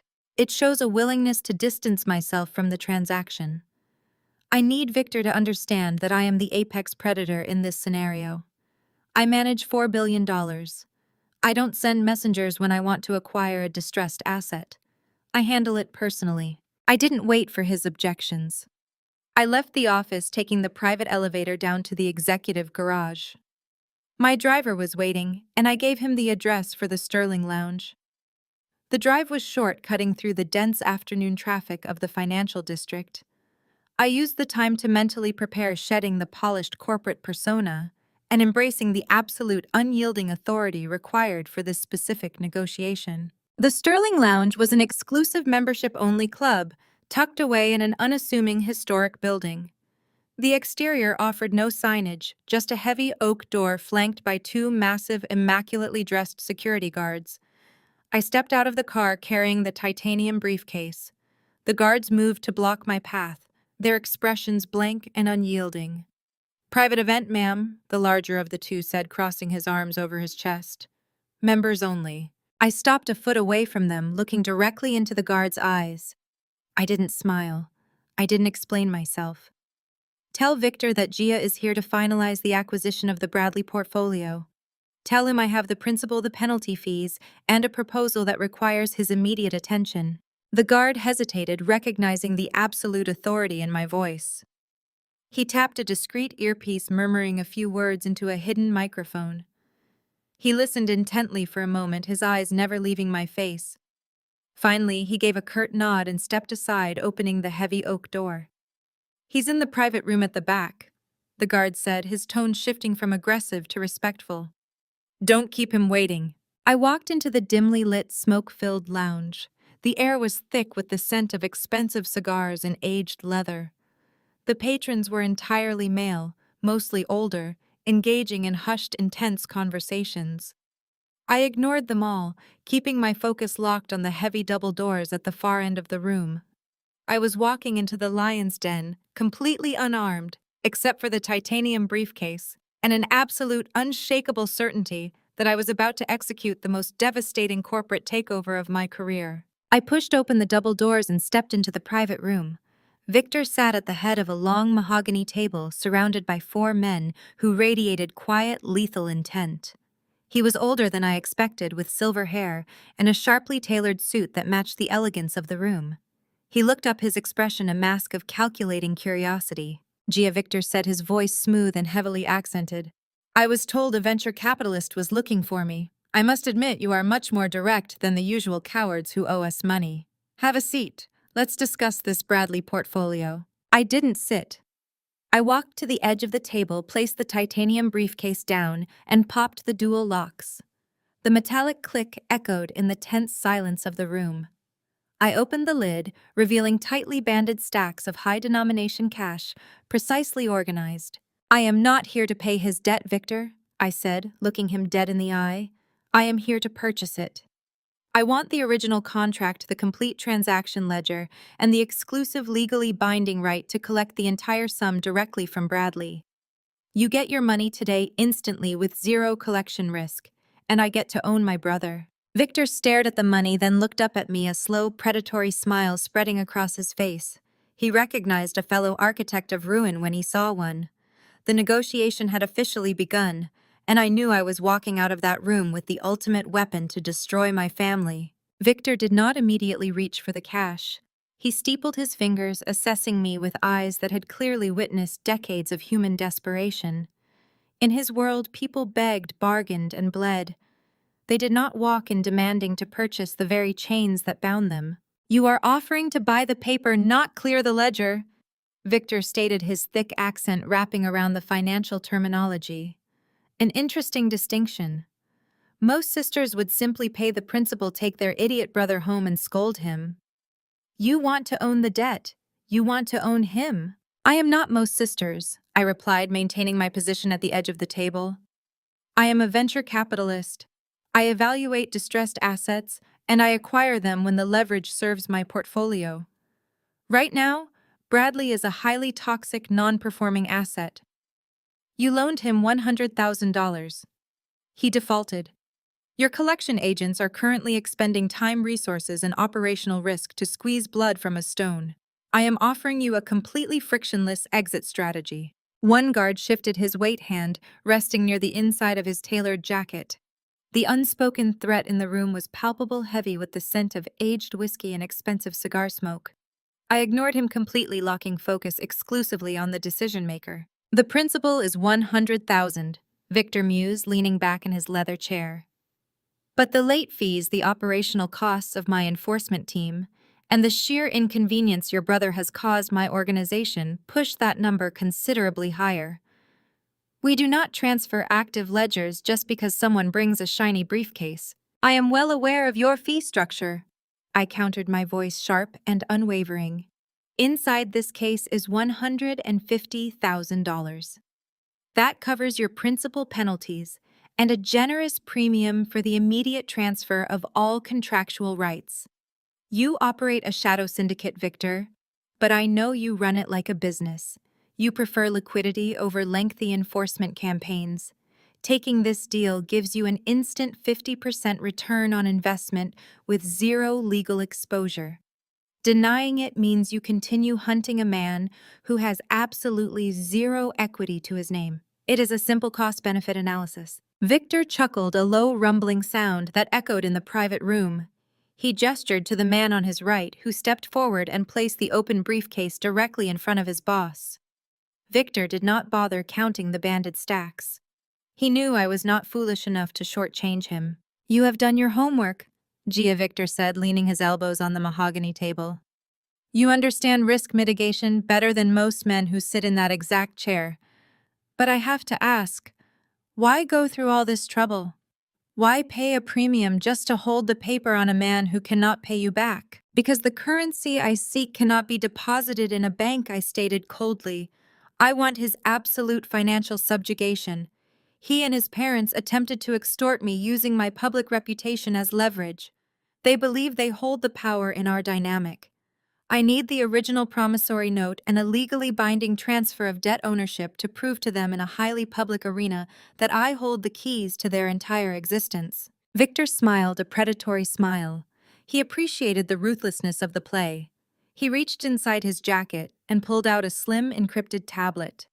He navigated through a series of secure applications, bypassing firewalls, designed to keep federal authorities blind to his operations. "Your brother signed a digital smart contract," Victor explained, sliding the tablet across the table toward me. "It is bound by an ironclad arbitration clause and backed by his personal guarantee. We also required him to sign a physical promissory note as collateral. We like to cover all our bases." "I need both," I demanded. "I need the digital rights transferred to my holding company's secure server, and I need the physical document inked with his signature." Victor nodded to another guard who moved to a hidden safe built into the oak paneling of the room. The guard extracted a single sheet of heavy paper and placed it on the table next to the tablet. I reviewed the document. It was a standard, utterly punishing loan agreement. At the bottom, in frantic, messy handwriting, was Bradley's signature. He had literally signed his life away for a chance to cover his miserable crypto losses. Transfer the digital smart contract to this routing address, I instructed, handing Victor a card with an encrypted receiving node managed by Jonathan Forensic Team. Once the digital ledger reflects my firm as the sole creditor, you keep the briefcase. I take the physical note. Our business will be permanently concluded. Victor executed the digital transfer with a few swift keystrokes. My phone vibrated in my pocket seconds later. A notification from Jonathan confirming that our secure server had successfully received the administrative rights to Bradley debt contract. The transaction was verified. I was now legally and unequivocally the sole owner of my brother's devastating financial liability. I picked up the physical promissory note, folded it neatly, and slid it into the interior pocket of my suit jacket. I did not offer a handshake. I simply gave Victor a curt, professional nod. "A pleasure doing business with you, Gia," Victor said, closing the titanium briefcase.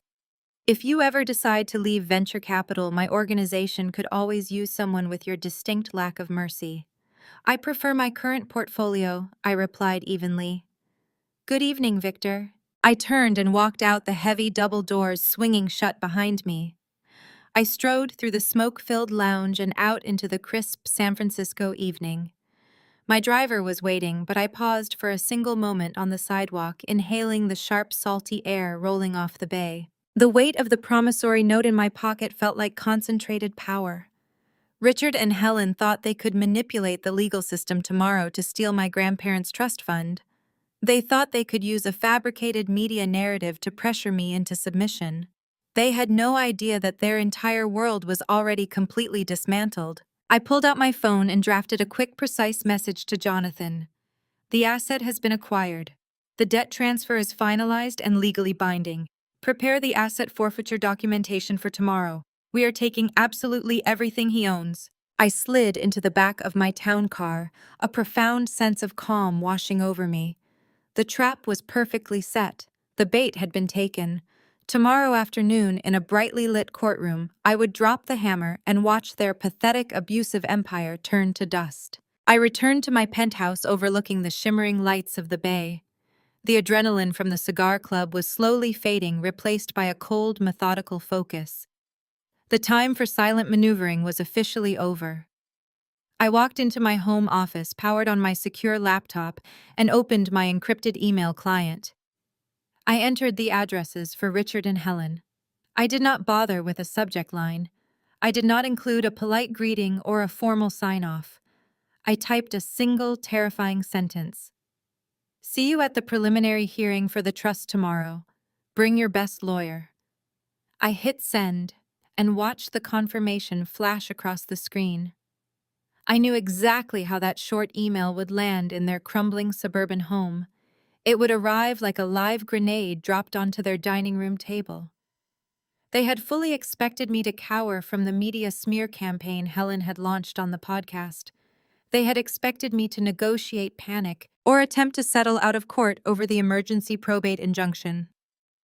That single sentence told them I was not running away.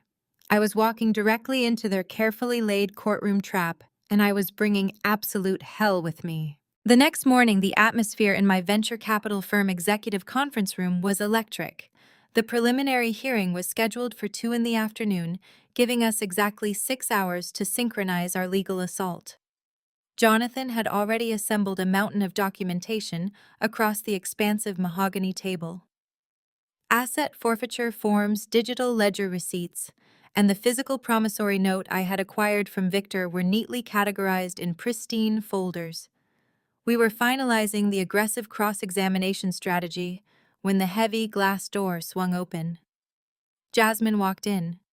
She wore a tailored charcoal blazer that mirrored my own aesthetic, her expression carved from absolute stone. She carried a thick leather briefcase and moved with the undeniable authority of a woman who had spent the last 48 hours dismantling her entire life to forge a weapon of mass destruction. I am officially filing an appearance as your co-counsel, Jasmine announced, taking a seat directly across from Jonathan without waiting for an invitation. I spent the entire night ripping apart Bradley's digital footprint and reviewing the family estate documents Richard so foolishly left unsecured in his home office safe. If we are going to bury them today, we are going to do it with surgical precision. I want to see them lose everything. I leaned forward, resting my hands flat on the polished table. Welcome to the team, Jasmine. Tell me exactly what you found. Jasmine opened her briefcase and began distributing heavily annotated financial spreadsheets. Richard and Helen are not just broke, she explained, her voice sharp and completely devoid of any lingering familial warmth. They are actively engaging in shell games to hide their total insolvency from their social circle. The sprawling estate they live in is cross-collateralized against a series of high-risk bridge loans. But here is the critical piece of intelligence. She tapped a specific highlighted row on the spreadsheet in front of me. Richard did not just file the emergency injunction out of blind panic. He has a massive balloon payment due on his primary mortgage in exactly 72 hours. If he does not secure an immediate injection of liquid capital by the end of the week, the bank will initiate aggressive foreclosure proceedings by Monday morning. The $3 million trust fund is literally the only thing standing between them and public homelessness. Jonathan let out a low whistle, rapidly reviewing the banking documents Jasmine had provided. This completely changes our courtroom strategy. He noted, his eyes scanning the numbers.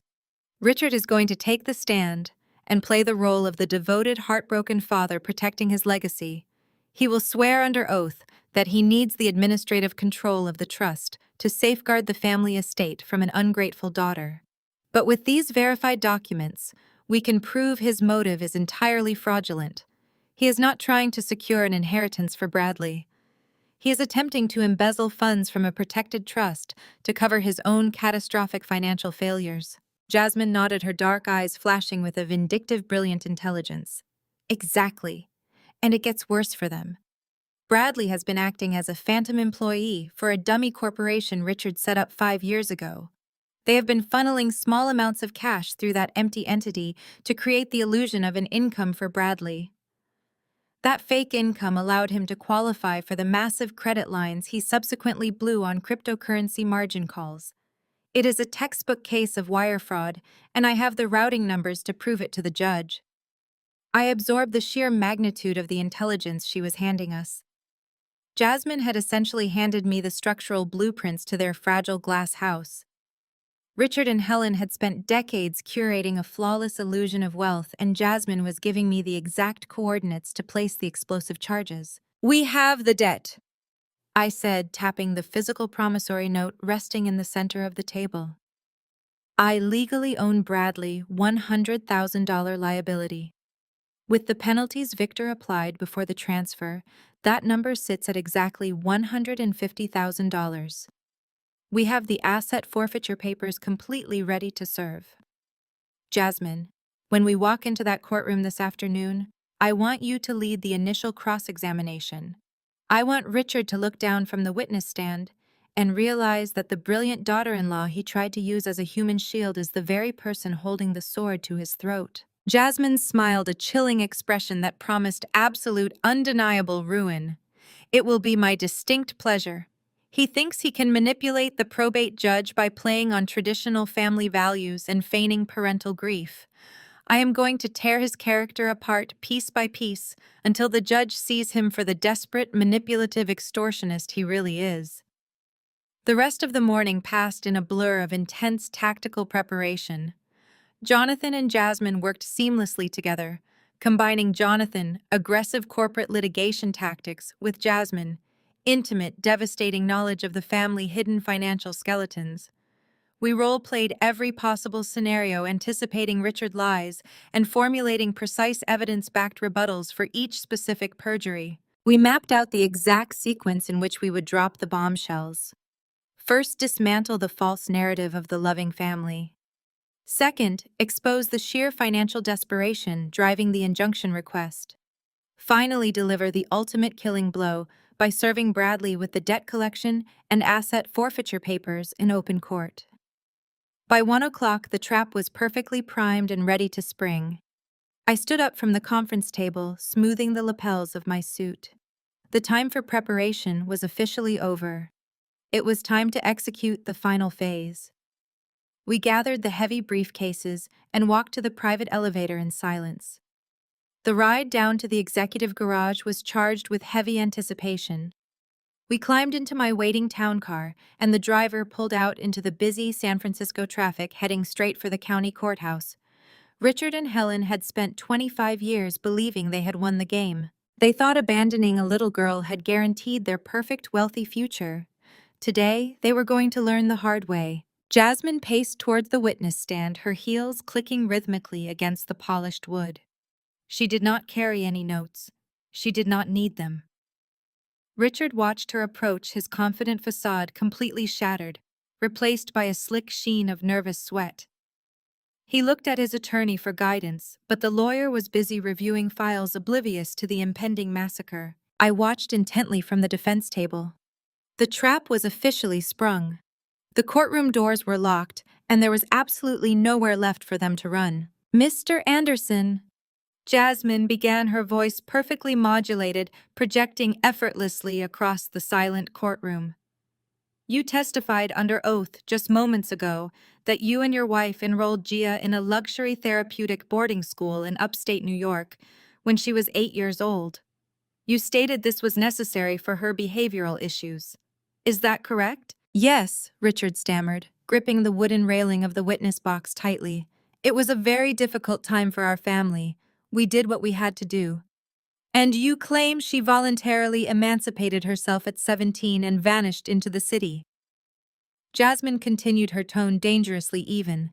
"That is correct," he replied, attempting to regain his authoritative footing. "She broke our hearts." "Your Honor," Jasmine said, turning smoothly toward Judge Thorne, "I would like to enter Defense Exhibit A into evidence." Jonathan stood up and handed a sealed folder to the bailiff, who passed it up to the judge. Jasmine approached the witness box and handed a duplicate copy directly to Richard.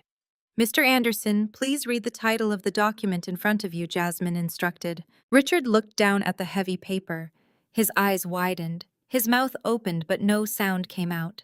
The color drained from his face so rapidly, I thought he might pass out right there in the chair. "Read it aloud for the court," Mr. Anderson, Jasmine demanded, her voice cracking like a whip. "It says, petition for voluntary relinquishment of parental rights." Richard whispered, his voice trembling uncontrollably. "And what is the date stamped on that document?" Jasmine pressed. "November 12th, he mumbled. 25 years ago. And whose signatures are at the bottom of that page, notarized and certified by a state judge." Richard swallowed hard. He looked at Helen, who was gripping her purse tightly in the gallery. "Mine and my wife's." "So you did not enroll an 8-year-old child in a luxury boarding school," Jasmine stated, turning to face the gallery so everyone could hear. "You drove her to a county youth shelter, dropped her off with a broken plastic suitcase, and legally terminated your parental rights. You abandoned her completely." "Is that a fact, Mr. Anderson?" "Objection," Richard's attorney shouted, jumping to his feet, his face flushed. "Counsel is badgering the witness." "Overruled." Judge Thorne snapped, his eyes fixed intensely on the relinquishment document in front of him. "The witness will answer the question." "We had no choice," Richard blurted out, sheer panic bleeding into his voice. "She was uncontrollable. We had to protect Bradley and focus on his future." "You abandoned her," Jasmine repeated coldly. "But that is not why we are here today. We are here to discuss the $3 million Harrington Family Trust, the trust you claim you deserve because Gia allegedly severed family ties." Jasmine walked back to the defense table. Jonathan handed her a second, much thicker binder. She walked it over to the judge, then handed a copy to Richard's visibly sweating attorney. "Your Honor, I am entering Defense Exhibit B into evidence," Jasmine announced. "These are certified copies of Richard and Helen Anderson's federal and state tax returns for the past 25 years, obtained directly from the Internal Revenue Service via an emergency subpoena." Richard gripped the witness box railing so hard, the wood groaned. Helen let out a terrified gasp from the gallery. Bradley sat frozen eyes darting between his parents and his estranged wife. Mr. Anderson, Jasmine said, stepping right up to the edge of the witness box. The Harrington Trust was established to pay a monthly maintenance dividend intended strictly for the care, housing, and education of the minor beneficiary, Gia. According to these federal tax records, you and your wife collected that monthly dividend every single month for 10 consecutive years after you abandoned her at the shelter. The courtroom erupted into shocked murmurs. The bailiff stepped forward. Judge Thorne slammed his gavel down. "Order in the court," he bellowed. Jasmine did not flinch. She kept her dark eyes locked onto Richard. "You collected hundreds of thousands of dollars meant for a child you had legally discarded. You spent that money on luxury cars, country club memberships, and private coaching for your son. But that is just simple embezzlement." She paused, letting the silence stretch out, drawing the tension tight enough to snap. "Let us talk about federal tax fraud." Jasmine continued, her voice lethal. "Because according to these IRS filings, you claimed Gia as a dependent living in your household every single year until she turned 18. You claimed the child tax credit. You claimed head of household deductions. You legally certified to the federal government that you were providing financial support to a child who was actually sleeping on a cot in a state-funded facility." Richard's attorney stood up, his face ashen. "Your Honor, I advise my client to invoke his Fifth Amendment right against self-incrimination." "He can invoke whatever he wants," Jasmine shot back. "The paper trail is absolute. Richard and Helen Anderson did not just commit perjury today by lying about a luxury boarding school. They have committed a systematic 25-year campaign of federal tax evasion and trust fund embezzlement. And now they have the unmitigated gall to walk into this courtroom and ask you to hand them another $3 million. Judge Thorne looked at Richard with profound disgust, flipping through the tax documents with a clenched jaw. "Mr. Anderson," Judge Thorne said, his voice dangerously low, "is there any validity to these documents? Did you claim a child you had legally relinquished as a tax dependent on federal returns?" Richard looked at his lawyer, then at the judge. He opened his mouth to speak, but no words came out. He was completely trapped. The fabricated reality he had spent decades curating was imploding in spectacular fashion. There was no charm or manipulation that could save him from the undeniable proof of his crimes. "Your Honor," Jasmine said, moving back to our table with perfect poise, "the petitioner's claim that Gia voluntarily severed ties is entirely fraudulent. They severed the ties. They stole her maintenance funds. They defrauded the federal government. By their own legal actions 25 years ago, Richard and Helen Anderson possess absolutely zero standing to challenge the distribution of the Harrington Family Trust. The money rightfully belongs to my client, Gia Anderson, and the emergency injunction must be dismissed with prejudice immediately." I watched Helen bury her face in her hands, her shoulders shaking with terrified sobs. She knew what federal tax fraud meant. They were not just losing $3 million today. They were losing their freedom. But I was not finished. The first explosive charge had detonated flawlessly, obliterating their social and legal standing. But Bradley still sat in the gallery, thinking he was merely a bystander to his parents' ruin. He thought he could slink away and hide. I stood up from the defense table. I buttoned my charcoal blazer and looked directly at the judge. "Your Honor," I said, my voice projecting clearly across the stunned courtroom, "if I may address the court regarding the petitioner's claim of financial hardship concerning my brother Bradley." Judge Thorne looked at me, his expression softening slightly. "Proceed, Ms. Anderson." The second payoff was locked and loaded. It was time to strip the golden child of everything he owned. "Before we address the specific nature of Bradley's alleged financial hardship, Your Honor," I began, keeping my posture relaxed but my voice commanding, "we must first illuminate the exact source of his previous funding. The petitioner has cried poverty today, but the forensic accounting tells a much more sinister story about how this family has survived for the last 2 decades. Judge Thorne leaned forward, his brow furrowed deeply. "Proceed, Ms. Anderson. I am listening very closely." I nodded to Jonathan. This was his domain. The corporate litigator stood up, buttoning his tailored jacket as he approached the bench with a new heavily tabbed binder. He handed copies to the bailiff, and then dropped a duplicate precisely in front of Richard's completely shell-shocked attorney. Your Honor, to fully understand the financial desperation driving this injunction, we must look at the mechanics of the Harrington Family Trust. Jonathan stated, his voice a low, dangerous rumble. The trust was designed to disperse funds annually for Gia's educational and medical needs. As we have established, Richard and Helen Anderson illegally collected those disbursements. But they did not just pocket the cash. They engineered a highly sophisticated, decades-long scheme of federal tax evasion and state benefit fraud to shield that stolen income. Richard slumped back in the witness chair, his face entirely devoid of color. Helen was rocking back and forth in the gallery, staring blankly at the floor. Page 4 of the forensic report, Your Honor, Jonathan directed. Richard Anderson filed fraudulent affidavits with the state of California every single year, claiming Gia was a severely troubled dependent living in a specialized home facility. By maintaining this fiction, he not only avoided paying taxes on the trust disbursements, but he actively collected state-subsidized caregiver benefits. We are talking about 25 years of unearned state checks systematically funneled into a private holding account. The courtroom was utterly silent, save for the sharp rustle of the judge turning the pages of the heavy binder. It escalates, Your Honor, Jonathan continued relentlessly. To avoid the IRS flagging the massive influx of untaxed trust capital, Richard and Helen claimed exorbitant, fabricated tax write-offs.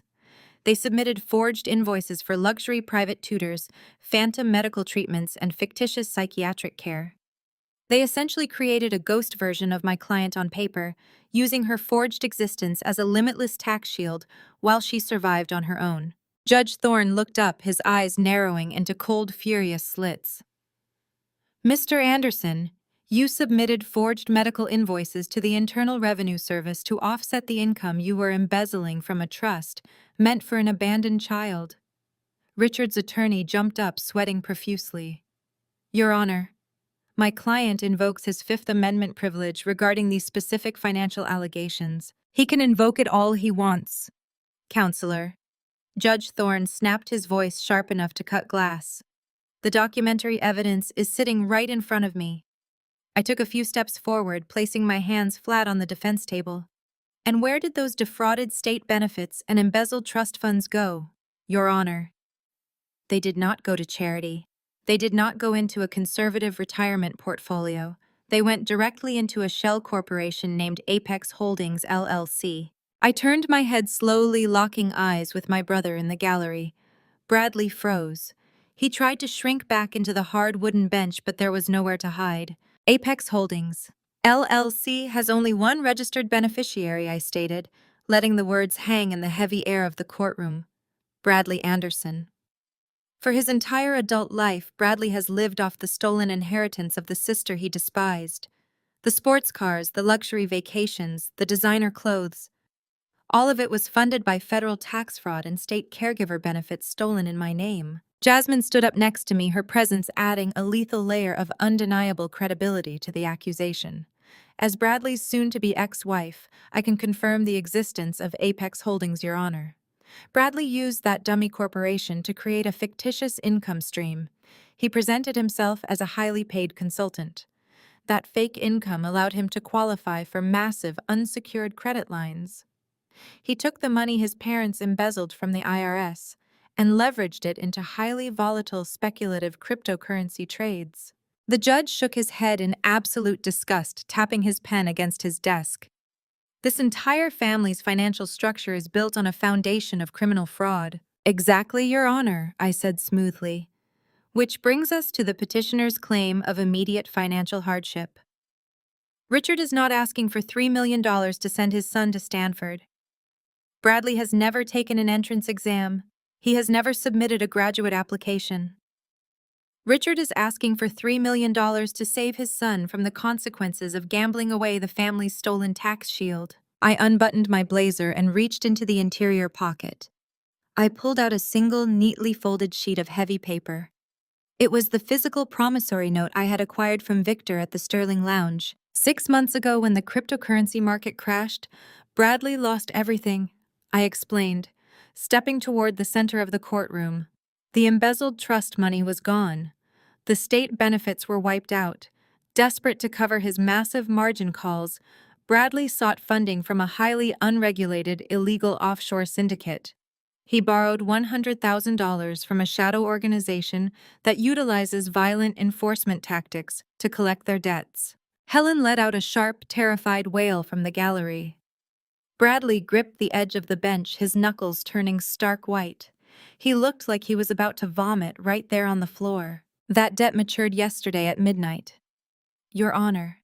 I continued unfolding the promissory note with deliberate, agonizing slowness. The syndicate demanded immediate payment plus $50,000 in penalties. That is why Richard filed this frivolous, perjured injunction this morning. They were trying to steal the remaining balance of the Harrington Trust to pay off a digital cartel. Judge Thorne took off his reading glasses and pinched the bridge of his nose. Ms. Anderson, are you introducing evidence of illegal syndicate loans into this probate hearing? No, Your Honor, I replied, a cold, predatory smile finally breaking across my face. I am introducing a standard legally binding debt acquisition contract, because yesterday afternoon, acting through my venture capital firm's distressed asset division, I legally purchased that specific portfolio. The silence in the courtroom was absolute. It was the deafening sound of a vacuum right before a catastrophic implosion. I bought his debt, Your Honor, I declared, holding the promissory note up. Bradley didn't just lose his money. He took out a highly leveraged predatory loan from Apex Capital Solutions, a ruthless but fully licensed hard money lender. Through a legal assignment of debt, my venture capital firm purchased this portfolio. I am exercising my absolute legal right to collect the principal balance of $100,000 plus the $50,000 in punitive late fees explicitly outlined in Section 4 of that agreement. Judge Thorne reviewed the contract carefully, tracing the lines of legalese with his pen. The terms of this agreement are extraordinarily aggressive, Ms. Anderson. It grants the creditor immediate access to all liquid assets and authorization to place permanent liens on any physical property owned by the debtor. It is a predatory contract designed for desperate men, I agreed smoothly, and Bradley signed it willingly. Jasmine stood up from the defense table, her presence commanding the room once again. She picked up a thick stack of manila folders and walked over to the gallery, stopping directly in front of her estranged husband. Bradley looked up at her, his eyes pleading for salvation from the woman he had manipulated and lied to for years. Jasmine, please, Bradley whispered, his voice trembling. You know me. I can fix this. We can fix this together. I will get a job. I will pay her back. Just do not let her take the cars. Do not let her take the accounts. Jasmine looked down at him with an expression of pure, unadulterated contempt. I do not know you, Bradley. The man I married was a successful consultant building a future. You are an unemployed fraud who stole our marital savings to pay off digital loan sharks. She dropped the heavy stack of folders directly onto his lap. The sound was a sharp, definitive crack. You have just been legally served, Jasmine announced, her voice echoing with professional finality. Those files contain the immediate asset forfeiture orders authorized by the transfer of your debt. As of this exact minute, the imported sports car you drove to the courthouse today is legally impounded. The keys will be surrendered to the bailiff before you leave this building. The remaining balance in your dummy corporation Apex Holdings has been frozen and seized to cover the interest penalties. Your personal checking accounts are drained. Bradley frantically opened the folders, his hands shaking so violently the papers fluttered against each other. He stared at the official court stamps, the bank freeze notifications, and the vehicle impound orders. His entire fabricated identity was being stripped away page by page. And before you ask about the joint marital accounts, Jasmine added, anticipating his next desperate thought, I filed an emergency financial injunction yesterday morning. My earnings, my investments, and my property are completely walled off from your liabilities. You drained our joint savings to cover your initial margin calls. You will not touch another dime of my money to pay your sister.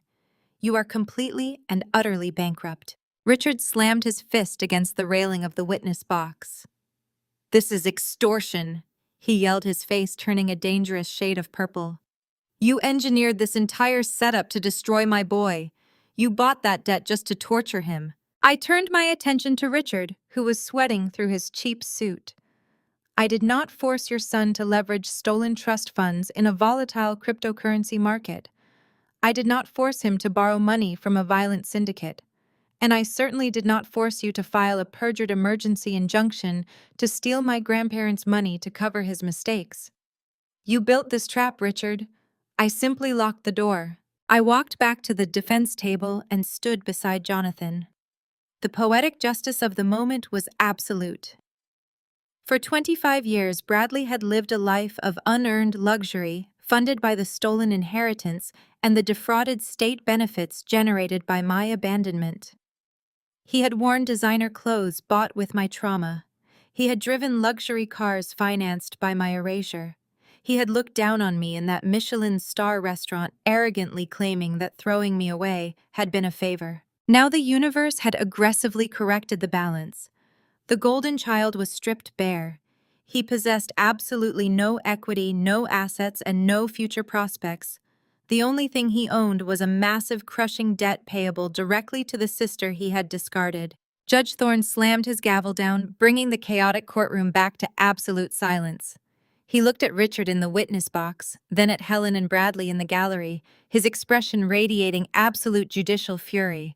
The final collapse was imminent. The sharp, defining crack of the wooden gavel echoed through the courtroom, like a gunshot slicing through the heavy, suffocating tension. Judge Thorne glared down from the elevated bench, his face radiating an intense, righteous fury that left no room for negotiation or mercy. He looked at the trembling, panicked family in the gallery, then shifted his gaze down to the mountain of forensic evidence Jonathan and Jasmine had provided. The silence in the room was absolute. "Mr. Anderson," Judge Thorne began, his voice cutting through the air with surgical, uncompromising precision. "In my 30 years on the bench, I have presided over countless disputes regarding family wealth. I have seen greed, deception, and staggering entitlement. But the sheer sociopathic audacity of what you and your wife have orchestrated is entirely unprecedented. You did not just walk into my courtroom and commit blatant perjury today. You attempted to weaponize the legal system to cover up decades of severe financial crimes and child abandonment." Richard opened his mouth, his jaw working frantically, as he perhaps attempted to utter one final pathetic excuse. Judge Thorne raised a single commanding hand, silencing him instantly. "Do not speak." The judge commanded, his tone dropping to a lethal chill. "You have forfeited your right to be heard in this chamber. The emergency injunction filed by the petitioner is hereby dismissed with prejudice.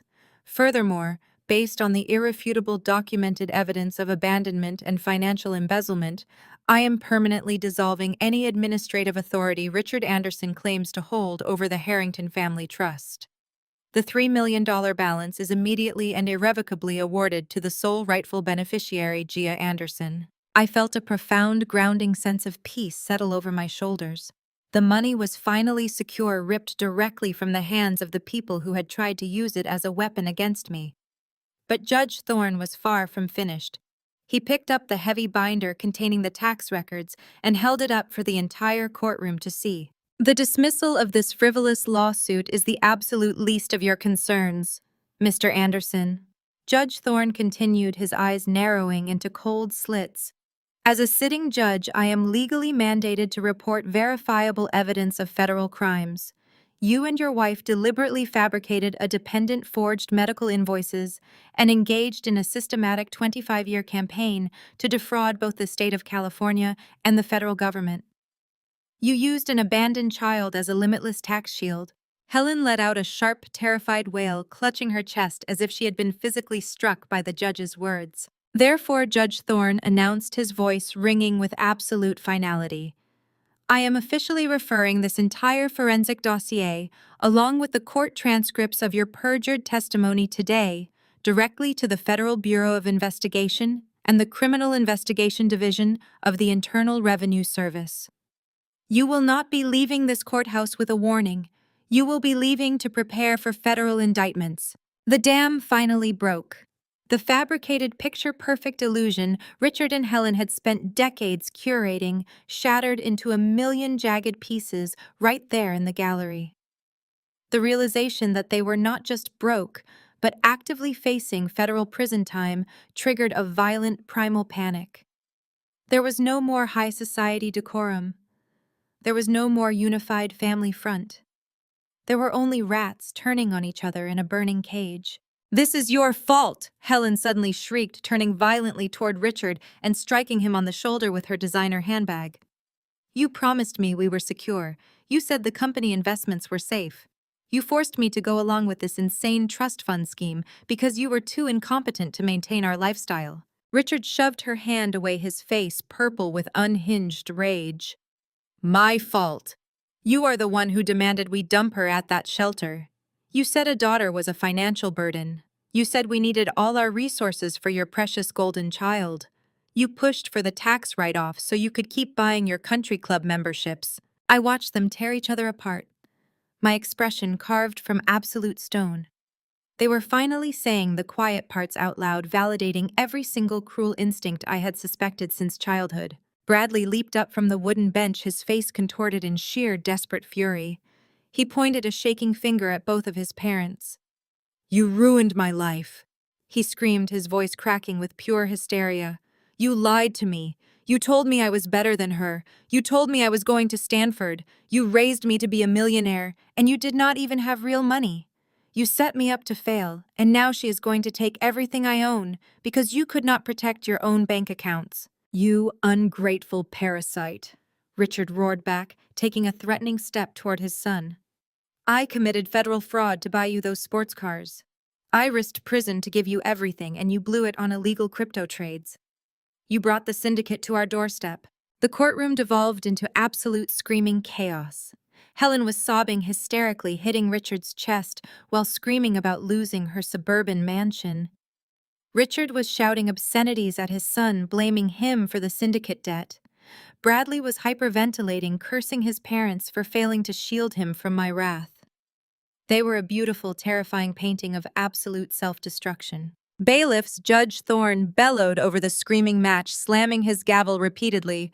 "Restrain them immediately!" 3 armed bailiffs rushed the gallery.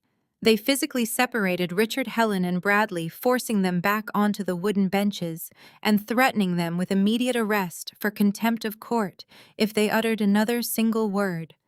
The villains were breathing heavily, their clothes disheveled, their faces flushed with panic and hatred. They looked exactly like the destitute, desperate criminals they truly were. I stood at the defense table flanking Jasmine and Jonathan. We did not celebrate. We did not smile. We simply watched the spectacular implosion with the cold, detached satisfaction of architects observing a perfectly executed demolition. "Court is adjourned," Judge Thorne declared, slamming his gavel one final time before standing up and swiftly exiting the chamber. The legal battle was officially over. The trap had snapped shut with bone-crushing force. I turned to Jonathan and Jasmine, giving them a single appreciative nod. We packed our briefcases in deliberate, synchronized silence.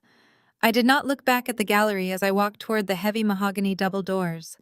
I did not need to see their faces again. I had taken their wealth, their freedom, and their fake legacy. I had stripped the golden child of his assets and served my parents to the federal government on a silver platter. The empire of lies was completely and utterly burned to the ground. The smoke cleared from the wreckage of Courtroom 4, and the following 6 months delivered a masterclass in absolute unavoidable consequences. The federal authorities did not hesitate.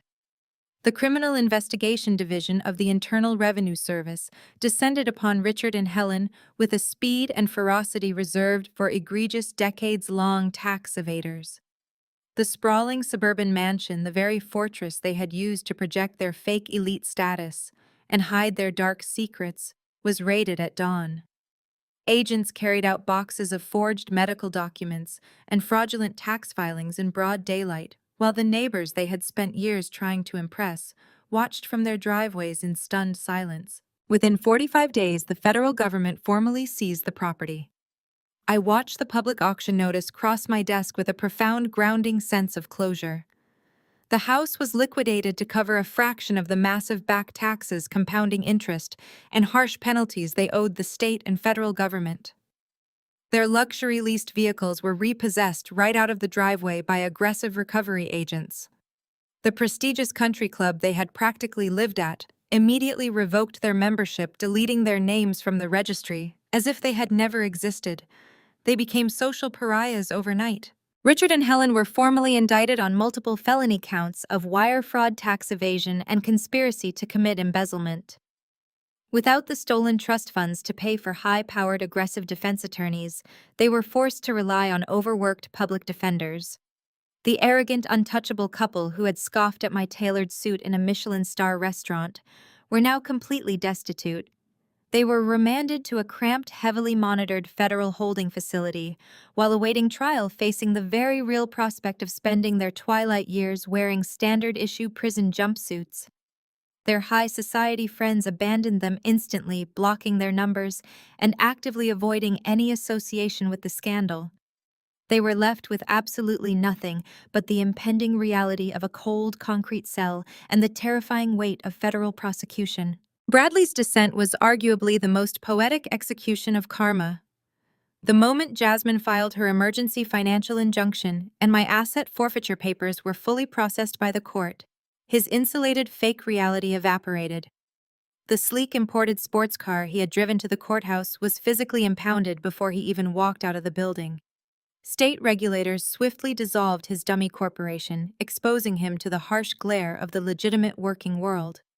With his credit completely destroyed and a crushing, legally binding $150,000 debt hanging over his head, the golden child had no choice but to face brutal manual labor. Stanford was a pipe dream he could no longer even pretend to pursue.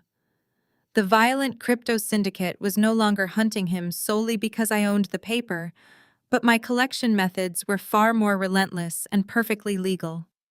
Stripped of his fake credentials and completely unemployable in the corporate sector, Bradley was forced to take a grueling, physically demanding minimum wage job, delivering heavy parcels for a major logistics company.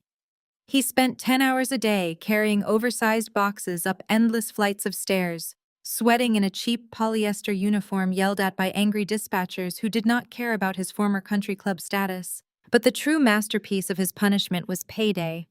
Because I held the ironclad promissory note and the judge's ruling, my legal team had secured a maximum wage garnishment order. Every 2 weeks, when Bradley received his meager, hard-earned paycheck, 25% of his wages were automatically intercepted by the state and routed directly into my venture capital firm's distressed asset holding account. He was working his fingers to the bone, destroying his body day after day, but he could barely afford to rent a tiny, dilapidated studio apartment in a rough industrial neighborhood. He was completely trapped in a cycle of crushing labor, paying back the exact sister he had arrogantly told to be grateful for being abandoned. He was finally learning the true, unfiltered meaning of independence, and it was breaking him. In stark contrast to the burning wreckage of the biological family I had left behind, Jasmine ascended like a rocket. She finalized her divorce with clinical surgical precision. Because Bradley had committed documented financial fraud by draining their joint accounts to pay the crypto syndicate, the family court judge awarded Jasmine complete retention of all her personal assets, investments, and future earnings. She walked away from the marriage without losing a single dime to his incompetence, severing the dead weight of a parasitic husband permanently. Relieved of the toxic burden of her in-laws, her career skyrocketed to the absolute pinnacle of the legal field. She channeled her fierce, unyielding intellect into her corporate litigation practice. Less than 4 months after our courtroom showdown, her firm promoted her to full partner. She moved into a stunning, expansive corner office overlooking the city skyline, commanding the respect and fear of her industry peers. Jasmine and I did not become best friends. We were both entirely too busy conquering our respective fields for casual brunch dates. But a deep, unspoken mutual respect existed between us, forged in the fires of that courtroom. We occasionally crossed paths at high-level corporate networking events, exchanging brief, acknowledging nods across crowded ballrooms. We were two self-made, incredibly powerful women who had looked a toxic, manipulative family dead in the eye and utterly dismantled them. We had both chosen our own peace, we had protected our own assets, and we had both won unequivocally. The universe had not just corrected the balance, it had violently flipped the board, ensuring that the natural consequences of their actions were inescapable. 6 months after the gavel fell, the profound silence of my life was the most beautiful sound I had ever experienced. I stood by the floor-to-ceiling windows of my San Francisco high-rise office, holding a mug of black coffee, watching the morning fog slowly burn off the churning waters of the bay.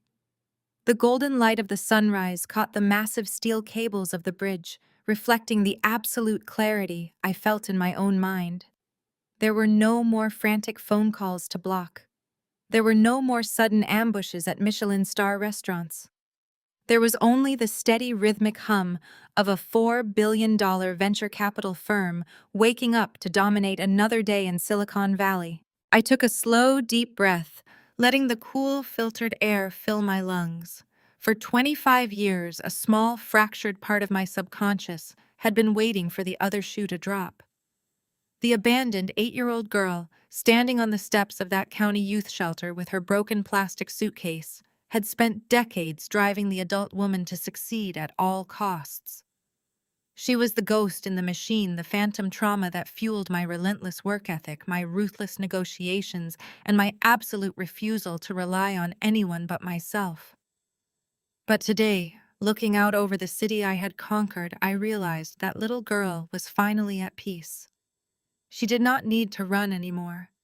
She was safe, heavily guarded by the formidable, unyielding woman she had grown up to become. The total destruction of Richard, Helen, and Bradley was not born of petty vengeance. It was the clinical execution of justice. They had banked on the societal expectation that family ties demand infinite forgiveness. They believed that because we shared DNA, I was somehow obligated to absorb their abuse fund, their failures, and save them from the legal consequences of their own pathological greed. They were fundamentally wrong. I walked back to my desk, running my hand along the smooth, polished mahogany edge. True power, I had learned, does not come from screaming or throwing tantrums. True power comes from absolute financial independence and the willingness to enforce unbreakable boundaries. Money is rarely just currency. In the hands of a woman who has been systematically stripped of her safety wealth, becomes impenetrable armor. My financial leverage gave me the ability to look my abusers in the eye and completely neutralize their threats. It bought me the legal firepower to expose their decades of fraud. But most importantly, it bought me the ultimate luxury, the luxury of walking away without a single backward glance. Society constantly conditions us to believe that blood is thicker than water, that we must honor our parents simply because they brought us into the world. It is a dangerous, toxic narrative designed to keep victims chained to their abusers. Blood does not make a family. Shared genetics do not entitle anyone to a lifetime of your resources, your peace, or your sanity. Real family is built on a foundation of mutual respect, unwavering loyalty, and consistent support. I found my family not in the sprawling suburban mansion where I was discarded, but in the trenches of the corporate world I dominated. My family was Jonathan, who defended my assets with predatory brilliance. It was my executive assistant who guarded my time and peace of mind with absolute dedication. It was the founders and innovators I invested in, the people who actually built things instead of tearing them down. Even Jasmine, a woman I was initially meant to clash with, had proven to possess more honor and integrity in one afternoon than my biological relatives had demonstrated in an entire lifetime. I sat down in my ergonomic leather chair, opening my laptop to review the morning market reports. The bank accounts belonging to Richard and Helen were fully seized by the federal government. Bradley was actively paying off his debt to my firm, 25% of his meager delivery wages, automatically diverted to my distressed asset ledger. I did not look at those reports with joy. I barely looked at them at all. The truth was, they simply no longer mattered. Their existence had been entirely scrubbed from my emotional ledger. I had evicted them from my mind just as efficiently as the IRS had evicted them from their home. Healing is not a linear process. There were days during my 20s when the sting of their rejection felt like a physical weight on my chest. There were moments when I questioned why I was not enough for them to keep. But the crucible of the courtroom had burned away the absolute last remnants of that doubt. I was always enough. They were simply too broken, too shallow, and too consumed by their own superficial vanity to recognize my value. Their inability to love me was their catastrophic failure, not my inherent flaw. I closed the portfolio on my desk, my mind fully transitioning to the day ahead. I had a multi-million-dollar term sheet to finalize with a promising cybersecurity startup. I had board meetings to lead and investments to secure. I was a senior partner at a $4 billion venture capital fund, and my trajectory was completely limitless. The heavy, rusting anchor of my toxic past had been violently severed, and there was absolutely nothing left to hold me back. I was completely, beautifully free. Family is not the people who create you. It is the people who choose to stay when you have absolutely nothing, and the people who respect you when you have built everything. Never let anyone use your shared blood as a weapon against your peace. You have the right to protect your environment, you have the right to guard your success, and you have the absolute right to cut off anyone who threatens your hard-earned stability. Have you ever had to draw a hard line and cut toxic relatives out of your life to protect yourself? Have you ever had to walk away from the people who were supposed to love you because their presence was destroying your peace? I want to hear your stories in the comments below. Share how you found the courage to enforce your boundaries and reclaim your independence. If this story resonated with you, please hit the like button and subscribe to the channel for more stories about resilience, financial empowerment, and walking away from toxic family dynamics. Remember, your peace of mind is your most valuable asset. Never let anyone convince you it is up for negotiation. Thank you for watching, and I will see you in the next one.